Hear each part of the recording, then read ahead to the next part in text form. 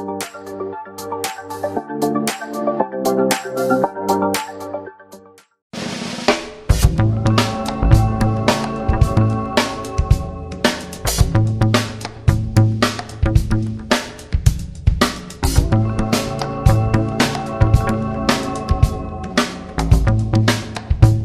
Lord.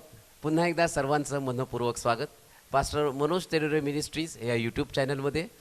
या चॅनलला आपण लाईक करूयात, सबस्क्राईब करूयात, अधिकाधिक लोकांपर्यंत हे चॅनल आपण शेअर करूयात, जेणेकरून परमेश्वराचं अद्भुत, महान आणि सामर्थ्यशाली वचन जसं आपल्याला मिळालं तसंच अनेक लोकांपर्यंत ते पोहोचावं.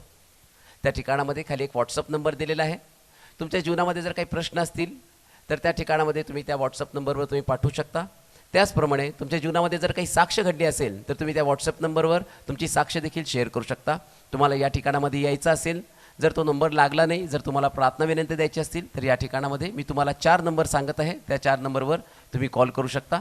त्यातला पहिला नंबर आहे 9860274141. दुसरा नंबर आहे 9850144151. तिसरा नंबर आहे 9730319999 आणि चौथा नंबर आहे 9922882179. परमेश्वराला आपण धन्यवाद देऊयात. अद्भुत साक्षी परमेश्वर घडवत आहे. एका बहिणीने पास्टरांना फोन केला. त्यांना जिल्हा त्या ठिकाणामध्ये बदलून जिल्हा बदलीची ऑर्डर त्यांना पाहिजे होती. पास्टरांनी त्या बहिणीसाठी प्रार्थना केली आणि परमेश्वराने त्या ठिकाणामध्ये अधिकाऱ्यांचं मन बदललं आणि त्या ठिकाणामध्ये मोठी साक्ष त्यांनी केली. आणि त्या बहिणींनी सांगितलं की त्यांना जी जिल्हा बदली हवी होती त्या परमेश्वराने त्यांना दिली, म्हणून आपण सर्व गौरव परमेश्वराला देणार आहोत. त्याचप्रमाणे एका बहिणींनी पास्टरांना सांगितलं की त्यांच्या लग्नाला 4-5 वर्ष झालेली आहेत, पण त्यांना अजून देखील मूलबाळ होत नाही. आणि पास्टरांनी त्या बहिणीसाठी प्रार्थना केली आणि त्या बहिणीच्या विश्वासाने परमेश्वराने अद्भुत कार्य त्या बहिणीच्या जीवनामध्ये केलं. आणि कालच त्यांनी साक्ष सांगितली की त्यांना परमेश्वराने सुंदरसा मुलगा दिला आणि तो आता 6 महिन्याचा आहे, म्हणून आपण सर्व गौरव परमेश्वराला देणार आहोत. एका बहिणींनी पास्टरांना फोन केला आणि त्यांनी सांगितलं की दिनांक 30/4/2024 रोजी त्या सेवानिवृत्त होणार आहेत आणि अजून 3-4 महिने त्यांच्या अजून कामाची राहिलेले आहेत आणि त्यानंतर त्यांचं पेन्शनचं काम पूर्णपणे व्यवस्थित व्हावं त्यासाठी प्रार्थना करा. पास्टरांनी त्या बहिणीसाठी प्रार्थना केली. परमेश्वराने महान कार्य त्या बहिणीच्या जीवनामध्ये केलं आणि त्यांना कालच मेसेज आला की अजून तुमचा कार्यकाळ राहिलेला आहे आणि तुमचं जे पेन्शनचं काम आहे ते पूर्णपणे सगळे व्यवस्थित झालेलं आहे. सगळे ऑर्डर्स त्या ठिकाणामध्ये क्लिअर आहेत, म्हणून आपण सर्व गौरव परमेश्वराला देणार आहोत. एक भाऊ ब्रदर राजेश बाणगेकर हे मोहोळ या ठिकाणातून या ठिकाणामध्ये आले होते.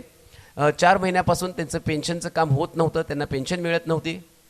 मागच्या महिन्यामध्ये ते शिल्हो पेंटिकॉस्टल चर्च सोलापूर या ठिकाणामध्ये आले. त्यांनी पास्टरांकडनं प्रार्थना करून घेतली आणि आजच्या रविवारी ते पुन्हा एकदा या मंदिरामध्ये आलेले आहेत आणि त्यांनी सांगितलं की कालच त्यांच्या जीवनामध्ये साक्ष घडली आणि जे पेन्शनचं काम राहिलं होतं ते पूर्ण झालं आणि या महिन्यापासून त्यांना परमेश्वराच्या दयेने कृपेने पूर्ण पेन्शन मिळत आहे, म्हणून आपण सर्व गौरव परमेश्वराला देणार आहोत. आणि ही वेळ आहे परमेश्वराचं महान वचन ऐकण्याची आणि परमेश्वराचं महान अद्भुत वचन घेऊन येत असताना आपण जोरदार आणि स्वागत करूयात पास्टर मनोज तेलोरे यांचं. मध्ये आपल्या सर्वांचं स्वागत करतो. महिमा देतो प्रभूला. अद्भुत महान साक्षी देव या दिवसामध्ये घडवत आहे आणि लोक मोठ्या आशेनं या चर्चकडं दृष्टी लावून बसलेले आहेत. मागच्या मला वाटतं काहीतरी आठवड्यामध्ये 2 आठवड्याखाली एक बहीण, तिला दिवसभर काम करावं लागतं.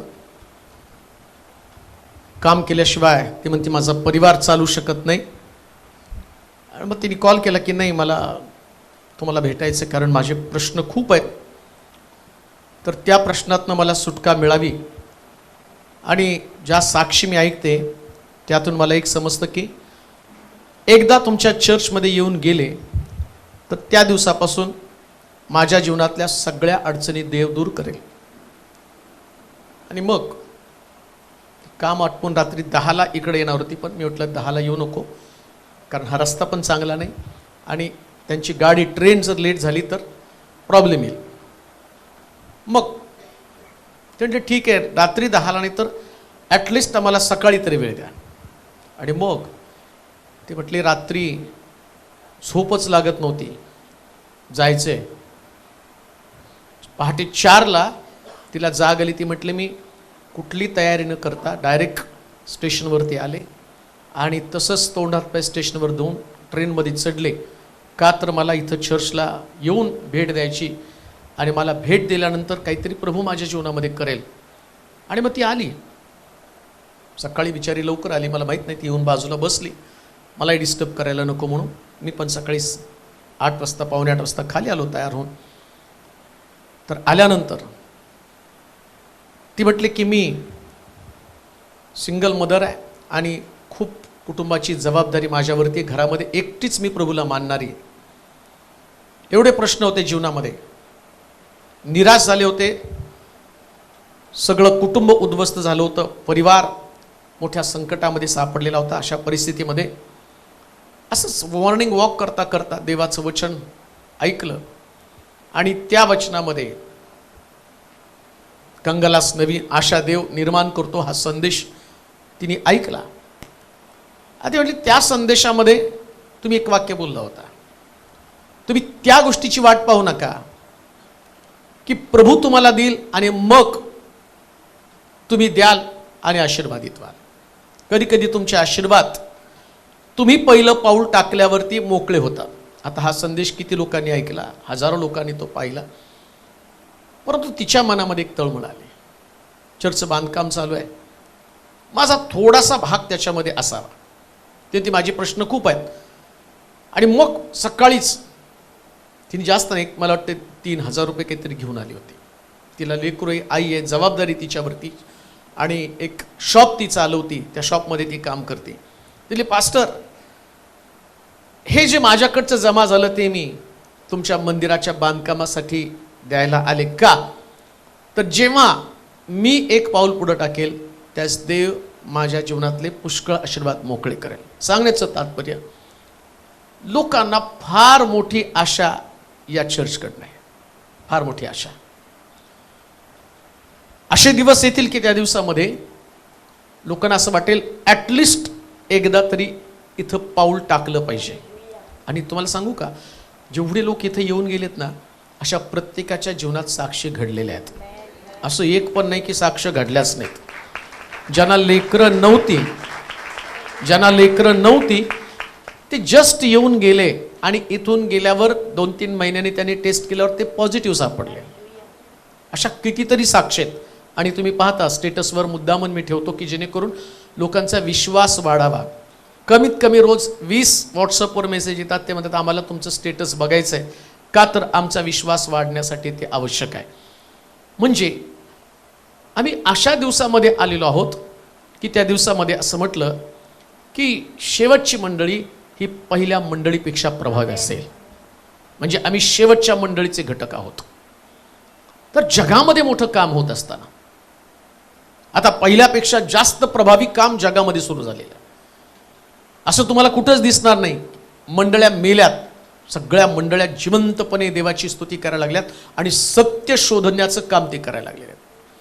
आणि ते सत्य सांगत असताना, ते सत्य ग्रहण करत असताना तुम्ही विश्वास करणार नाही, 2024 मध्ये देव आज सकाळीच प्रभू माझ्याशी बोलत असताना तो म्हटला की ते फळाचं वर्ष असेल. फळाचं वर्ष असेल, मंडळीला फळ देईल. आणि जे लोक काम करतात, ज्यांना आत्तापर्यंत फळ मिळालं नाही, कुठलं पण फळ असू द्या, पोटचं फळ असेल, कदाचित बिझनेसमध्ये फेल्युअर असेल, एज्युकेशनमध्ये फेल्युअर असेल, पण तो म्हटलं हे फळाचं वर्ष असेल. तर ते फळाचं वर्ष असताना आम्हाला आता पहिल्यासारखं राहायचं नाही. आज एक वचन, या वर्षाच्या शेवटाला संपता किंवा शेवटी आम्ही काय केलं पाहिजे. शास्त्रामध्ये अशी कोणतीच घटना नाही किंवा असं कोणता संदर्भ नाही की त्या दिवशी किंवा त्या समयाला आम्ही काय केलं पाहिजे. जसं मी नाताळच्या संदेशामध्ये पाहिलं, येशू ख्रिस्ताचा जन्म कशासाठी झाला, तो कशासाठी आला, तसं प्रति दिवशी प्रभू आम्हाला काहीतरी गोष्टी शिकवत असतो. आणि आता वर्षाचा शेवटचा टप्पा आला, आजचा दिवस शेवटचा, मग 2024 मध्ये आपण प्रवेश करणार आहोत. परंतु शेवटी जी गोष्ट आमच्यासाठी आवश्यक असते ती गोष्ट आम्हाला करणं गरजेचं असतं आणि ते आम्ही विसरलेलो असतो. शेवटी जी आवश्यक आहे. आता हा जरी संदेश मी तुम्हाला सांगितला ना, तरी हा संदेश कायम तुमच्या डोक्यात राहणार नाही. का नाही राहणार? कारण बायबल सांगतं, पेरणारा बी पेरीत गेला आणि काही बी खडकावरती पडलं, काही काटेरी झुडपामध्ये पडलं, काही वाटेवरती पडलं आणि काही चांगल्या जमिनीमध्ये पडलं. चांगल्या जमिनीतलं पीक वर आलं, वाटेवरती पडलं, आकाशातली पाखरं आले, ते घेऊन गेले. कठीण जमिनीमध्ये पडलं ते थोडा वेळ त्यांनी मूळ धरलं आणि निघून गेलं. तसं देवाचं वचन तुमच्यापर्यंत येतं, पण जमीन तशी करणं गरजेचं आहे. पाखरं येणारच आहे. चिंता, काळजा, भविष्याच्या चिंता येतील, संसाराच्या चिंता येतील, सगळ्या चिंता येणारी पाखराप्रमाणे तुमच्यातनं काढून घेतील. मग प्रश्न, जी वाढायला पाहिजे आत्मिक जीवनामध्ये, जसं वाढायला पाहिजे तसं आम्ही वाढू शकत नाही. आणि लक्षात घ्या, वर्ष वाढले, साल वाढलं, महिने वाढले, परंतु प्रश्न उपस्थित होतो की आम्ही किती आत्मिक जीवनामध्ये वाढलो. शेवटी काय केलं पाहिजे? शेवटी आता ठीक आहे, 2023 गेलं, आम्हाला आता काहीच करता येणार नाही. किती तुम्ही आदळ आपट केली तर 365 दिवसातला एकही दिवस आता परत तुमच्याकडे येणार नाही. एक पण येणार नाही बरं का. अनेक क्षण प्रभूनं तुमच्या हातामध्ये दिले, अनेक रविवार तुमच्या हातामध्ये दिले, सेवेच्या अनेक संधी उपलब्ध करून दिल्या, प्रभूमध्ये बलवान होण्याच्या संधी उपलब्ध करून दिल्या. परंतु ज्या पद्धतीनं आम्ही आत्मिक जीवनाची काळजी घ्यायला पाहिजे तशी काळजी आम्ही घेतली नाही. पुन्हा मी तुम्हाला सांगतो, चर्च पुरतं धार्मिक जीवन तुम्हाला स्वर्ग राज्य कधीच मिळवून देणार नाही, कधीच नाही मिळवून देणार. मी चर्चला आलो आणि घरी गेलो, मी चर्चमध्ये उपस्थित राहिलो, मी आराधना केली, मी म्हटलं मी प्रीचिंग केलं, मी म्हटलं माझ्याद्वारे लोक बरे झाले. आता शास्त्रात तर असं लिहिलं की मी तुझ्यावरून संदेश दिले, रोगी बरे केले, भूत काढली, तरी तो म्हणतो मी तुला ओळखत नाही. म्हणजे सगळं करून सुद्धा मी दुसऱ्याचा द्राक्षीचा मळा राखायला गेलो, पण माझाच मळा खाऊन टाकला. सगळ्यात महत्वाची गोष्ट काय असेल तर तुमच्या जीवनाचं सांभाळ करणं, म्हणजे उद्ध्वस्त करणारा कोणतरी असणार आहे. जसं इथून तुम्हाला देवाच्या वचनाच्या द्वारे जाग करण्याचं काम केलं जातं. आता असं लिहिलं की बी पेरणारा पेरीत गेला, पण सैतानानं त्यांच्या अंतःकरणातली वचनं काढून घेतली. ज्या तळमळीनं मला परवा 2-3 ज्या साक्षी मी मुद्दामून ठेवल्या, त्या साक्षीमध्ये ते लोक सांगत होते की किती तळमळीने तुम्ही देवाचं वचन आमच्यापर्यंत पोचवता, लोकांना आत्मिक जीवनामध्ये वाढवण्यासाठी तुम्ही किती मेहनत घेता. म्हणजे लोकांना कळत आहे हा संदेश तुमच्यापर्यंत येण्यासाठी एक प्रकारची तळमळ असते. याच्यानं काही तुम्हाला ज्ञान प्रगट करावं आणि लोकांनी मला चांगलं म्हणावं असं नाही. तर जीवन थोडंसं आहे, मला पूर्ण खात्री की माझं जीवन काय फार मोठं नाही, एकदम थोडकं जीवन आहे आणि तुमचं पण थोडकं आहे. पण थोडक्या जीवनामध्ये लोकांचा देवाबरोबर असणारी अटॅचमेंट, देवाशी त्यांची जोडणी होणं फार गरजेचं आहे. जसं देवाशी जोडण्यासाठी वचन काम करत आहे, तसं वचन तुम्हाला देवाच्या जवळ नेत असताना वचनाला जर तुमच्यातनं काढून घेतलं की तुम्ही आपोआप देवापासून दूर होता.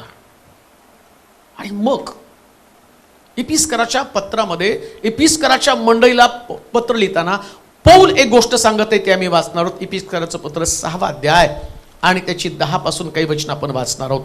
इपिस्कराचं पत्र 6वा अध्याय आणि त्याची 10 पासून. शेवटी प्रभूमध्ये व त्याच्या प्रभावी सामर्थ्याने, त्याच्या प्रभावी सामर्थ्याने बलवान होत जा, बलवान होत जा. सैतानाच्या डावपेचांपुढे, सैतानाच्या डावपेचांपुढे तुम्हाला टिकाव धरता यावा, तुम्हाला टिकाव धरता यावा म्हणून देवाची शस्त्र सामुग्री धारण करा. आता शेवटी इफिस्कराच्या मंडळीला पत्र लिहिताना पौल सांगतो, शेवटी तुम्ही काय केलं पाहिजे. आम्ही सुद्धा आज जर लीडिंग मध्ये, प्रार्थनेमध्ये एक शब्द कॉमन आला. काय कॉमन शब्द आला? शेवटचा रविवार, शेवटची उपासना, शेवटचा दिवस. आता ही एक किती नवलाची गोष्ट नाही का. शेवटचा दिवस रविवारी आला, शेवटची उपासना रविवारी चालली, नाही का, सगळं रविवार म्हणजे आज सगळंच एंड आहे. 2023 मध्ये सगळं संपणार आहे. आज रविवार संपेल, उपासना संपेल, लीडिंग पण संपणार, संदेश पण संपणार. आता सगळं करताना इकडं पौल या इफिस्कराच्या मंडळीला पत्र लिहित आहे. तुम्ही वर्षभर सगळं काही केलं, पण शेवटी जी गोष्ट तुम्हाला अपेक्षित आहे ती गोष्ट कोणती? तो म्हणतो प्रभूमध्ये बलवान व्हायला पाहिजे होतं. लक्षात घ्या, आज वर्षाच्या या शेवटच्या दिवशी हा प्रश्न स्वतःला विचारायचा की मी खरंच प्रभूमध्ये बलवान झालो का? सैतानानं डावपेच आखले. तो म्हटला सैतान डावपेच आखत आहे. म्हणजे काय करतो? तुमची शक्ती काढून घ्यावी. आठव बरं का, यावेळेस शमशोनाचा जन्म व्हायचा होता, त्यावेळेस त्या देवाच्या दूताने येऊन मानवाला, त्याच्या पत्नीला, मानवाच्या पत्नीला सांगितलं की पहा, तुझ्या पोटी मुलगा असणार आहे, तो नाजीर असणार आहे, आणि तो देवाचा नाजीर असल्या कारणानं त्याच्या डोक्याला वस्त्र लावू नको. जेव्हा त्याच्या डोक्याला वस्त्र लावेल त्याच्यातली शक्ती निघून जाईल. मग विचार करा, आता शमशोन, त्याच्या आईनं त्याची काळजी घेतली, बटा त्याच्या वाढल्या. बटा वाढल्यानंतर या ठिकाणामध्ये दलिलेला शमशोन वापरत आहे. कशासाठी? बटा काढून, म्हणजे सामर्थ्य त्याचं निघून गेलं पाहिजे. विचार करा, तुम्हाला वाटतं का सैतान तुमच्यासाठी कुठल्याच योजना करणार नाही? तुम्हाला चर्चला पाठवेल, उपासना करायला सांगेल, आराधना करायला सांगेल, मला वचन सांगण्यासाठी मार्ग, तो मला कुठल्याच अडखण करणार नाही, वचनासाठी नाही अडखण करणार. तो सांग, तुला जेवढं अभ्यास करायचा तेवढा अभ्यास कर, आणि वचन लोकांच्या अंतःकरणात जेवढं पेरायचं तेवढं पेर. तो म्हणतो वचन सांगण्यासाठी मी अडखण नाही करणार. तो तुम्हाला कधीच म्हणणार नाही की तुम्ही प्रार्थना करू नका, तुम्हाला प्रार्थनेला पण अडकण नाही करणार. शमशोनाला या असणाऱ्या दलिलेला हातामध्ये घेऊन मुख्य घाला काय की त्याच्यातली ताकद काढून घ्यायला पाहिजे. एकदा तुम्हाला पॉवरलेस केलं, आता शमशोन तोच आहे. त्या शमशोनानं पलिष्ठ्यांना मारलं, ही त्याची ओळख पण तीच आहे. पण बटा गेल्यावर आता तो शमशोन कुठं ताकद वापरू शकतो? म्हणजे आत्मिक जीवनामध्ये माझं स्टेटस तेच आहे, मी प्रीचर आहे. तुमचं स्टेटस तुम्ही वर्शिप लीडर आहात, तुमचं स्टेटस तुम्ही वाजवणारे आहात, तुमचं एक स्टेटस आहे, तुमचा एक दर्जा आहे. त्या दर्जावर तुम्ही तसंच आहात, पण पॉवर कुठे आहे? मेन प्रॉब्लेम पॉवर आहे. जर तुमच्यामध्ये शक्तीच नाही आणि ते सामर्थ्य तुमच्याकडनं काढून घेण्यासाठी तो अनेक प्रकारचे डावपेच आखतो, तुम्हाला त्या डावामध्ये अडकवतो, त्या योजनेमध्ये तुम्हाला अडकवतो. आणि बघा, जेव्हा तुम्ही त्याच्या डावामध्ये अडकताना त्या आत्मिक जीवनामध्ये तुम्हाला कोरडेपणा जाणवतो. ओळखायचं की मी कोरडा आहे, माझं देवाबरोबरचं नातं कुठंतरी तुटलेलं आहे. माझ्यामध्ये ज्या पद्धतीनं पवित्र आत्म्यानं काम करायला पाहिजे तेवढं पवित्र आत्मा काम करत नाही. मी एका मीटिंगला एका ठिकाणात गेलो, आणि गेल्यानंतर त्या ठिकाणचे पालक पोरं, पोरांना माहिती आहे, आणि ते आले आणि ते मला सांगायला लागले, कोविडच्या अगोदर पण आम्ही तुमचे संदेश ऐकत होतो, पण कोविड नंतर ज्या पद्धतीने तुमचे संदेश लोकांपर्यंत यायला लागले त्यास आम्हाला कळायला लागलं, या माणसाला देवानं वेगळ्याच पद्धतीने आता वापरत आहे. तो पहिल्यासारखे संदेश राहिलेले नाहीत. तुमच्या संदेशामध्ये जे सांगितलं जातं ना, त्या ऐकल्यावर अंगावरती शहार येतात आणि वाटतं, एक पास्टर बोलतो बरं का, आणि वाटतं इथं काहीतरी पवित्र आत्मा करणार आहे. ऐका, 2019 पूर्वी पण मी सांगत होतो, आता 2019 नंतर एक 4 वर्ष मी सांगत आहे. मग या 4 वर्षामध्ये, एक 4-5 वर्षामध्ये जर तुम्ही बघितलं तर एक पवित्र आत्म्याची मोठी चळवळ सुरू झालेली आहे आणि लोक बदलायला लागले. याचं कारण काय? पूर्वी पण सांगत होतो, आताही सांगत आहे, संदेश बायबल पण बदललेलं नाही, सांगण्याची पद्धत पण बदललेली नाही, पण आता एक पॉवर देव देतो आणि त्याला म्हटलं देवाचं सामर्थ्य. ते सामर्थ्य तुमच्या प्रत्येक गोष्टीमध्ये आवश्यक आहे. आणि पौल इफिस्कराच्या मंडळीला, अरे शेवटी लक्षात घ्या, वर्षभर नसेल लक्षात घेतलं, वर्षभर तुम्ही तुमच्या जीवनाची काळजीच घेतली नसेल, तुम्ही कुटुंबात राहिला असेल, स्वतःच्या शरीराची काळजी घेतली, खाण्यापिण्याची काळजी घेतली, चांगलं राहण्याची तुम्ही काळजी घेतली, परिवाराची तुम्ही काळजी घेतली, पण पौल म्हणतो आत्मिक जीवनाचं काय आहे? काय तुमच्या आत्मिक स्पिरिच्युअल लाईफ विषयी तुम्ही काय काळजी घेतली? तो म्हणतो प्रभूचं सामर्थ्य तुमच्यामध्ये टिकून राहण्यासाठी आणि ते तुमच्यातनं नष्ट करण्यासाठी तर सैतानानं डाव फेकले आणि कित्येक जण त्या डावामध्ये अडकले, डावपेचामध्ये अडकले, उद्ध्वस्त झाले. पुन्हा मी तुम्हाला सांगतो, तुम्ही आहे तसेच आहात चर्चमध्ये, तुमच्यात काही बदल नाही झाला. कुठला बदल? वर्शिप सेम आहे, सगळं काही सेम आहे. पर्सनली ज्यावेळेस सैतान तुमच्यावरती हल्ला करतो ना, त्यावेळेस तुम्ही कमजोर पडता आणि ते प्रत्येकाला समजतं की मी हरलोय, मी थकलोय, मी माघार घेतलेली आहे. आणि सैतानाचं काम काय माहिती का? त्याला जास्तीत जास्त तुमच्या सामर्थ्यामध्ये इंटरेस्ट आहे. म्हणून दलीला सारखी त्याला विचारतोय, तुझ्या अचाट शक्तीचं मर्म कशामध्ये आहे? ही तुझी शक्ती मला समजावून सांग. तुम्हाला देवानं शक्ती दिलेली आहे, काहीतरी तुमच्याकडे पॉवर आहे आणि त्या पॉवरचं अट्रॅक्शन सैतानाला आहे. कुणाला अट्रॅक्शन आहे? लोकांना सैतानाचं अट्रॅक्शन आहे. ते म्हणतात चला भूत काढत जाऊ, पण ऍक्च्युली माहितीये का, सैतान मनुष्यामधलं सामर्थ्य काढत फिरायला लागलेलं आहे. तुम्ही भूत काढत फिरायला लागला आणि सैतान तुमच्यातलं सामर्थ्य काढत फिरायला लागलेलं आहे. पॉवरलेस करायचं तुम्हाला. तुमची एकदा ताकद गेली ना, मग तुम्हाला पाहिजे तसं बांधून, जसं शमशोनाला बांधून त्यानं जात्यावरती बसून दळण कांडण करायला लावलं. इतका मोठा पॉवरफुल असणारा शमशोन, पण हातामध्ये आता त्याचं सामर्थ्य कशासाठी? तर जात्यावरती बसून दळायला तो लागलेला आहे. सामर्थ्य आता पण आहे त्याच्यामध्ये, पण वापरलं कशासाठी? दळण्यासाठी. लक्षात घ्या, 2023 मध्ये तुमच्याकडे पॉवर होती, पण तुम्ही फक्त जात्यावरती बसून दळण कांडण केलं. म्हणजे काय? रविवार टू रविवार चर्चमध्ये आला, बसला, दळण कांडण करून गेलेला, काहीच घडलेलं नाही. आम्हाला त्या शक्तीकडे लक्षच आलं नाही. आता पौल काय सांगतो? वाचा वचन परत. हा, शेवटी प्रभूमध्ये हा. व त्याच्या प्रभावी सामर्थ्याने, त्याच्या प्रभावी सामर्थ्यानं बलवान होत जा. बलवान होत जा. सैतानाच्या डावपेचांपुढे, सैतानाच्या डावपेचा पुढं तुम्हाला टिकाव धरता यावा. तुम्हाला टिकाव धरता यावा म्हणून देवाची शस्त्र सामुग्री. आता पाप मला जास्त नाही, पण पहिल्या मुद्द्यावरती जास्त तुमचं फोकस करायचं. सैतानाचे डावपेच. आता बघा बरं का, मी त्याचा अभ्यास करत असताना एक गोष्ट माझ्या लक्षात आली की माणसाच्या लक्षातच येत नाही सैतानाचे डावपेच काय. आता देवानं माणसासाठी काही योजना तयार करून ठेवलेल्या आहेत. पाय, देवाचं प्लॅनिंग, देवाची योजना किती सुंदर आहे. जेव्हा देव योजना करतो, त्या सैतान सुद्धा या योजनेला अटकाव करण्यासाठी प्लॅन करतो. उत्पत्तीच्या पुस्तकाच्या 2 अध्यायाच्या 18 वचनामध्ये आपण जाऊया, म्हणजे तुम्हाला ते समजेल. वाचा. सैतानाची योजना आणि माणसाची योजना कशी. मग परमेश्वर देव बोलला, मनुष्य एकटा असावा. मनुष्य एकटा असावा हे बरे नाही. आता देवाची योजना काय? माणसानं एकटं नसावं. बघा बरं का, तो प्रभूच्या सामर्थ्य. आता तुम्ही लग्नाचा संदेश आहे का? नाही, हा 31 तारखेचा संदेश आहे. आणि काय संदेश आहे ते तुम्हाला सांगतो. देवाची योजना काय? माणसानं एकटं कधीच नाही राहायचं. आता सैतान बघा, आता तो म्हणतो ना मनुष्य एकटा असावं बरं नाही. सैतान काय म्हणणार? माणसानं एकटंच असावं. सैतानाची योजना काय? बोला की, एकदम सोपं आहे. देव काय म्हणतो? माणसानं एकटा असावं हे बरे नाही. आणि सैतान काय म्हणतो? मग एकटा असावं, माणसानं एकटंच असावं. बघा, आता इकडं एकटं असावं बरं नाही म्हणून त्यानं अनुरूपशी सहकारणी त्याला दिली. हवा तिचं नाव आहे की नाही. आता सैतानाला त्याचा डावपेच त्यानं आखला. त्यानं काय केलं?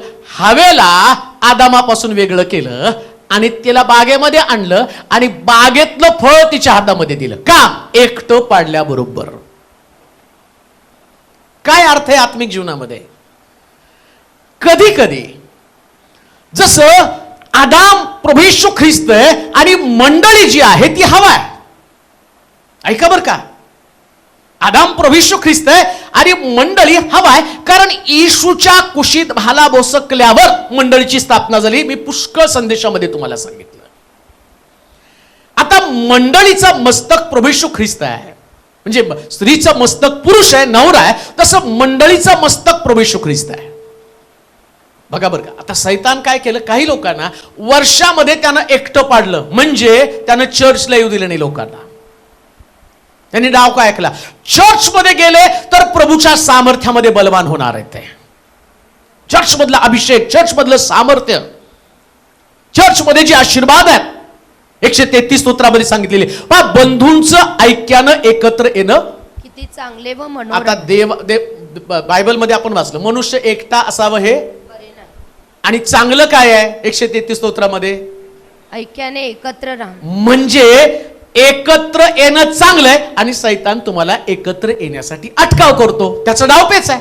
मग तो डाव काय आखणार आहे तुम्हाला? हे डावपेच कोणाच्या लक्षात पण आले? बरेच लोक म्हणतात नाही आम्हाला काम होतं म्हणून आम्ही आलो. अहो तुम्ही डावात अडकला. मला काम होतं, माझं असं झालं, मी आजारी होतो, मी अमक होतो, मी तमक होतो. 38 वर्षाचा दुखणेकरी त्या तळ्याजवळ पडला आणि येशू तिथं गेला असं लिहिलं त्यानं. पाणी 38 वर्ष हल्लं, पण 38 वर्षामध्ये त्यानं एकदा पण तलावामध्ये उडी मारली नाही. 38 वर्षामध्ये एकदा पण घडलं नाही. 38 वर्ष त्याच्यातलं सामर्थ्य, बरं होण्याची ताकद त्याच्या डोळ्यानं त्यानं पाहिली, पण तरी सुद्धा तो बरा होऊ शकला नाही. त्याच्या डोळ्यानं लोक बरे झालेले त्याने पाहिले. 38 वर्ष तशीच गेली.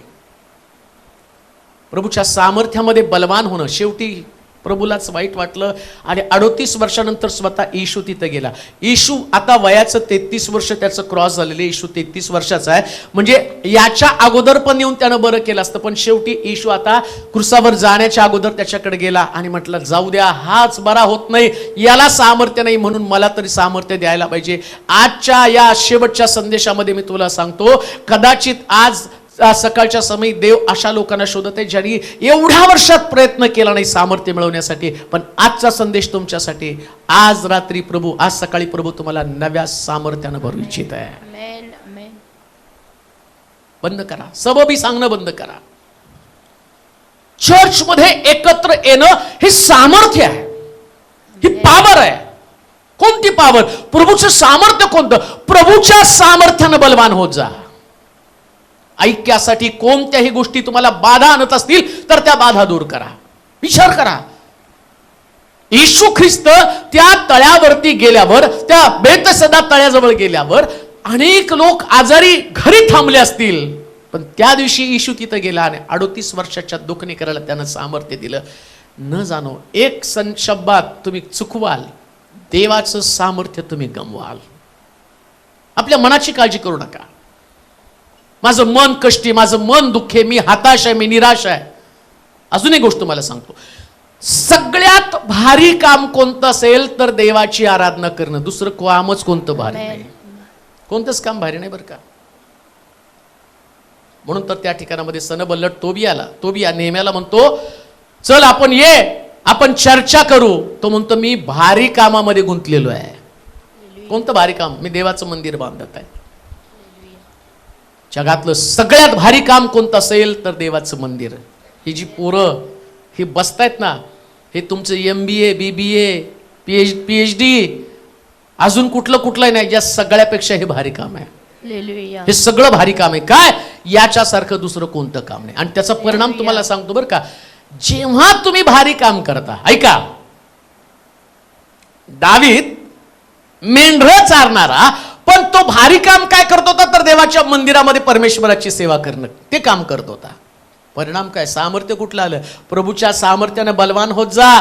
त्याची भाऊ लोक राजाच्या दरबारात कामाला होते, पण देवानं त्याला दरबारच देऊन टाकला. हे सगळ्यात भारी काम आहे. म्हणून हे विसरू नका. देवाचं मंदिर कधी विसरू नका. त्याच्या डावपेचामध्ये अडकू नका. तो तुम्हाला ऑनलाईन तुझा अपमान झाला किंवा तुला कोणीतरी वाईट बोललं, तो अहो त्याचं काम आहे डावपेच आखणं. येशू ख्रिस्ताला पकडण्यासाठी यहुदाला त्याने कॅच केलं. मग असं थोडी होणार आहे की तुम्ही चर्चला जायला लागला आणि सैतान जा चर्चला जा. तो डावपेच आखणारच आहे. तुम्ही चर्चमध्ये आल्यावर कदाचित तुमच्यासारखं वातावरण नसेल, पण तुम्हाला बलवान व्हायचंय. आमेन. तुमच्या अशक्तपणावरती तुम्हाला मात करायची. बलवान व्यक्तीचं वैशिष्ट्य काय? तो आपल्या अशक्तपणावरती विजय मिळवतो. आमेन. तुमच्यामध्ये विकनेस आहे, सैतान तुम्हाला कमजोर बनवत आहे. तो तुम्हाला देवाकडे पाहण्याच्या ऐवजी लोकांकडे पाहायला लावतो. देवाकडे नको बघू, लोकांकडे पहा. आणि जेव्हा तुम्ही लोकांकडे पाहता तेव्हा तुम्ही निराश होता, पण ज्यांनी त्याचकडे पाहिलं ते प्रकाश पावले. हालेलुया. एकटा असावं हे बरं नाही. अजून एक गोष्ट तुम्हाला सांगतो, कधीच एकटे राहू नका, संगतीमध्ये राहा. शास्त्रामध्ये म्हटलं शेवटच्या दिवसामध्ये तुमचं एकत्र मिळणं वाढवा. आणि सैतान काय करतो, शेवटच्या दिवसामध्ये तुम्हाला एकटं पाडण्याचा प्रयत्न करतो. एक मनुष्य यरुशलेम सोडण्यासाठी लुटारूनी वाट पाहिली, यानं यरुशलेम सोडावं. आणि तो सुटल्याबरोबर त्यानं त्याच्यावरती फासा टाकला, त्याला पकडलं, त्याला अर्धमेला केला आणि त्याला तिथंच मारून टाकलं. आता प्रश्न तिथं पण सांगतो, एकटा, देवाने सांगितलं मनुष्य एकटा असावं हे बरे नाही. इकडं मनुष्य या यरुशलेम सोडणाऱ्या माणसानं पण चला म्हटलं, धार्मिकांमध्ये काय बसायचं, तो गेला दुसरीकडे निघून, सोडली त्यांनी यरुशलेम.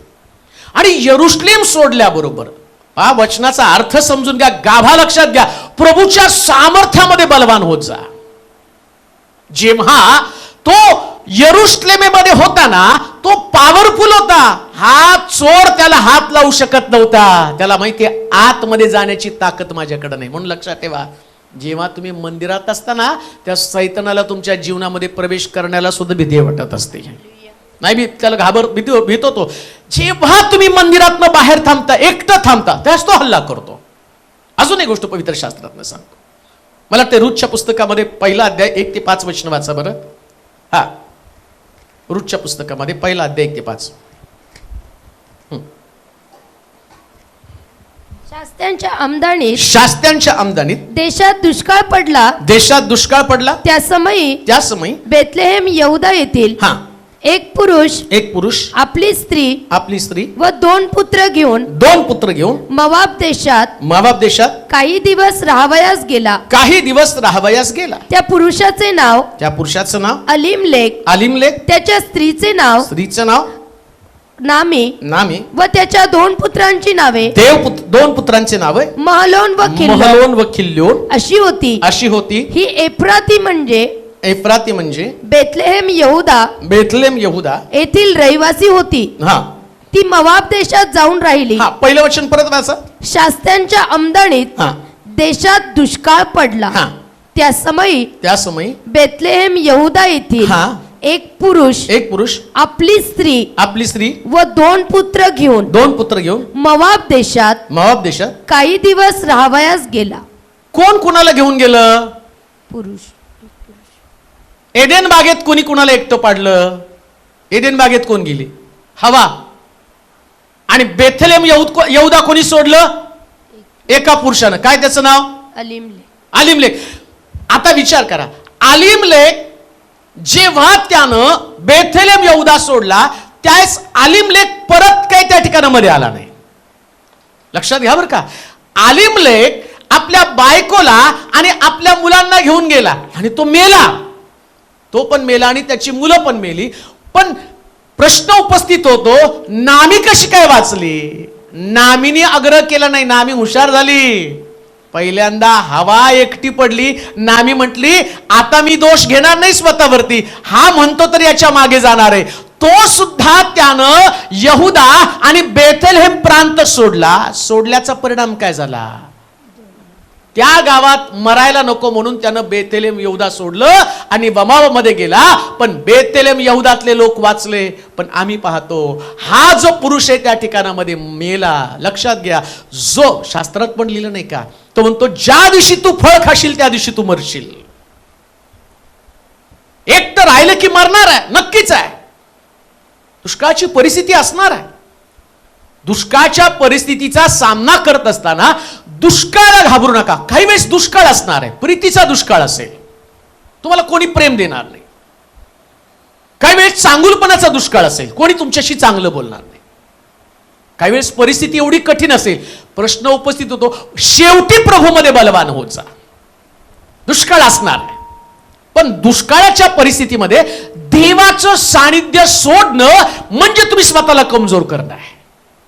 देवाचं सानिध्य नाही सोडायचं. आज तुमची परिस्थिती हादगायला आलेली असेल, वातावरण तुमच्या अवतीभोवतीचं चांगलं नाही, सगळं निगेटिव्ह नकारात्मक असेल, कशातच तुम्हाला यश नाही, आजूबाजूला बघता तर कोणी तुमच्यासाठी चांगलं नाहीये.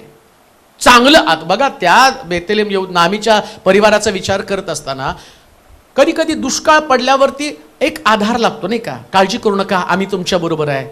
आता सगळ्यांची काळजी घेत होते, पण नामीच्या परिवाराची काळजी घेणारं कोणीच नव्हतं. आज एकाने तरी म्हटलं पाहिजे असतं होतं. आता नामी ज्यावेळेस निघाली, आमची आई पुन्हा सोडत असताना ज्यावेळेस तिला मी म्हटलं, आता आपल्याला इथं राहायचं आहे, आणि मग मी तिला सोलापूरमध्ये बोलवलं. सोलापूरमध्ये गेल्यावर सगळं गाव जमा झालं होतं तिच्याकडं. कशाला जाता तुम्ही, थांबा, आमची ज्यांच्याकडे आम्ही राहिलो ते घरमालक सुद्धा आले आणि ते म्हटले की, ते पण म्हटले, आणि एवढे वर्ष तुम्ही राहिला. मग आता ते सगळे विधर्मी लोक, एकाला पण देवाचं वचन माहित नाही, पण सगळं गाव वाड्यातले लोक आणि रडायला लागले तिला बघून की तुम्ही एवढे वर्ष राहिला, कशाला चालले. मला प्रश्न तो, अहो देवाचे लोक होते हो, हे इस्रायल लोक, यहुदी लोक होते, आणि यहुदी लोक जीवाला जीव देणारे लोक होते. मग नामी जाताना एक सुद्धा व्यक्ती आला नाही का आडवा, कशाला जाती, जाईल दुष्काळ आज ना उद्या, परिस्थिती बदलेल. एक सुद्धा धार्मिक व्यक्ती नामीला अटकाव करण्यासाठी आला नाही. सगळे लोक वाचले, पण नामीच्या कुटुंबाची वाताहत झाली नाही का. तिचा तर नवरा मेला, तिची मुलं सुद्धा मेली, नामी विधवा झाली. मग जबाबदार त्याला कोण आहे. ही व्यक्ती चालली, या व्यक्तीला अटकाव करणारं कोणी नव्हतं. लक्षात घ्या, अशाच प्रकारची परिस्थिती तुमच्यामध्ये निर्माण झाली असेल, तुम्हाला सांत्वन देणारं पण कोणी नसेल, कोणीच नाही मदत करणार तुम्हाला. एक गोष्ट तुम्हाला सांगू का, आत्मिक जीवनाची काळजी तुम्हाला स्वतःलाच घ्यावी लागणार आहे. तुम्ही लोकांवर डिपेंड राहू नका. लोक माझं आत्मिक जीवन सांभाळतील. सैतान प्रत्येक व्यक्तीला वापरण्याचं काम करतो, प्रत्येक व्यक्तीला वापरणार आहे. मग तो वापरत असताना तुम्ही लोकांकडे पाहून तुमचं आत्मिक जीवन नाही जगायचं, तुम्हाला तुमच्या जीवनाची काळजी घ्यावी लागेल. नामीनं, आणि आम्ही पाहतो की तिच्या, आता वास्तविक पाहता या पुस्तकातलं जर सगळं पात्रच कोणाभोवती फिरत असेल तर, पण मुख्य कोण होतं वाचा बरं. एक पुरुष सुरुवात काय होती, शास्त्यांच्या आमदानीत, एक पुरुष शास्त्यांच्या आमदानीमध्ये देशात दुष्काळ पडला होता. त्या समयी बेथलेहेम यहूदा येथील एक पुरुष आपली स्त्री व दोन पुत्र घेऊन मोवाब देशात काही दिवस राहावयास गेला. त्या पुरुषाचे नाव अलीमलेक. म्हणजे त्या पुस्तकातलं मुख्य पात्र तर अलीमलेक होता. अलीमलेखाभोवती अख्खं बायबल फिरायला पाहिजे, अख्खं ते पुस्तक फिरायला पाहिजे, पण फिरतं मात्र नामी भोवती का हो. त्याचं कारण आहे, शेवटी तुम्ही प्रभूच्या सामर्थ्यामध्ये.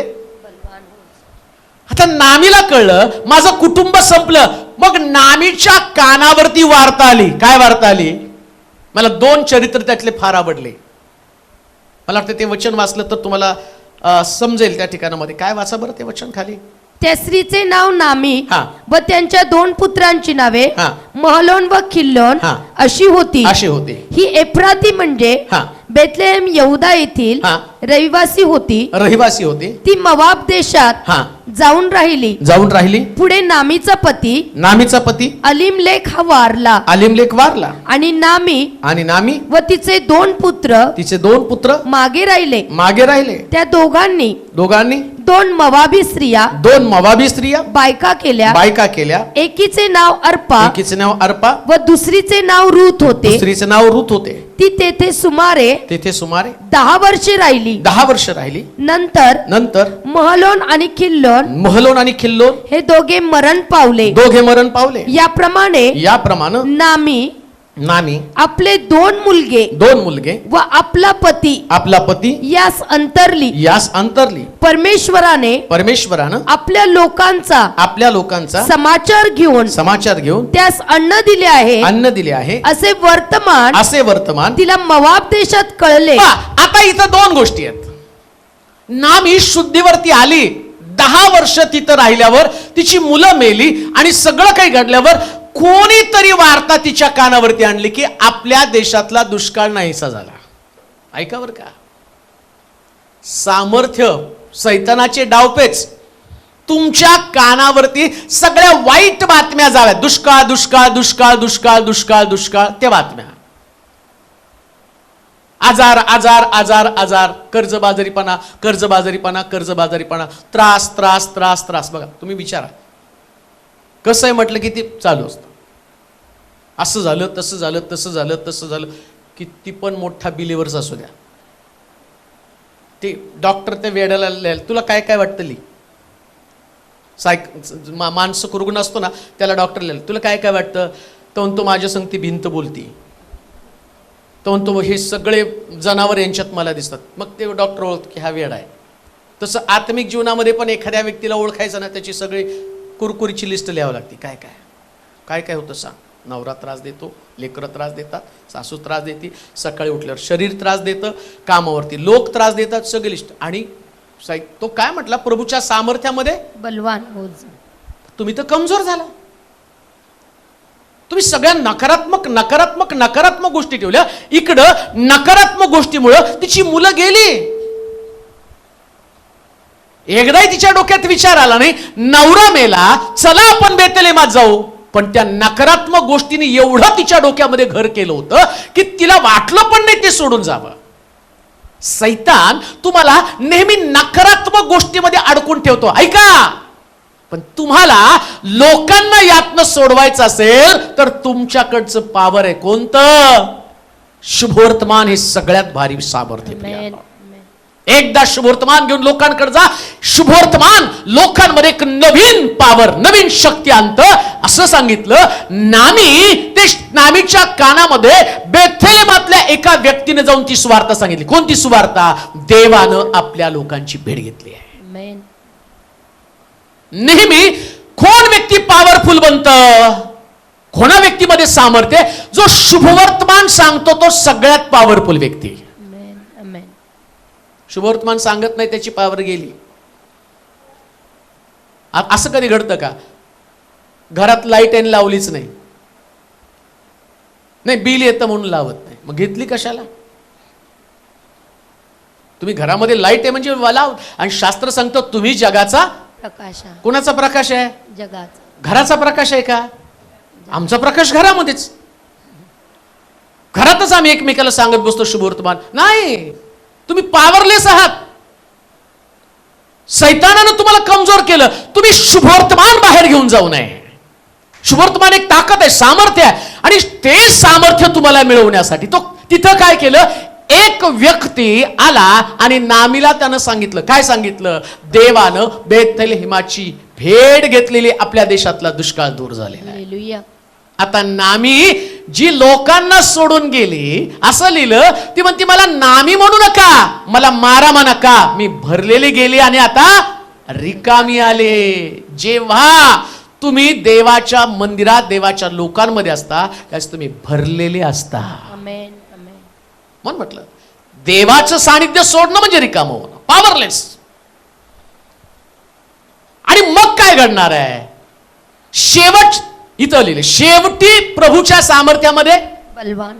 आणि मग शेवटच्या दिवसातला धोका पण तिथं सांगितलं. तिमोथेचं पहिलं पत्र 3 अध्याय 1 ते 7 वचन वाचा. पहिले तिमोथी 3 अध्याय 1 ते 7 वचन.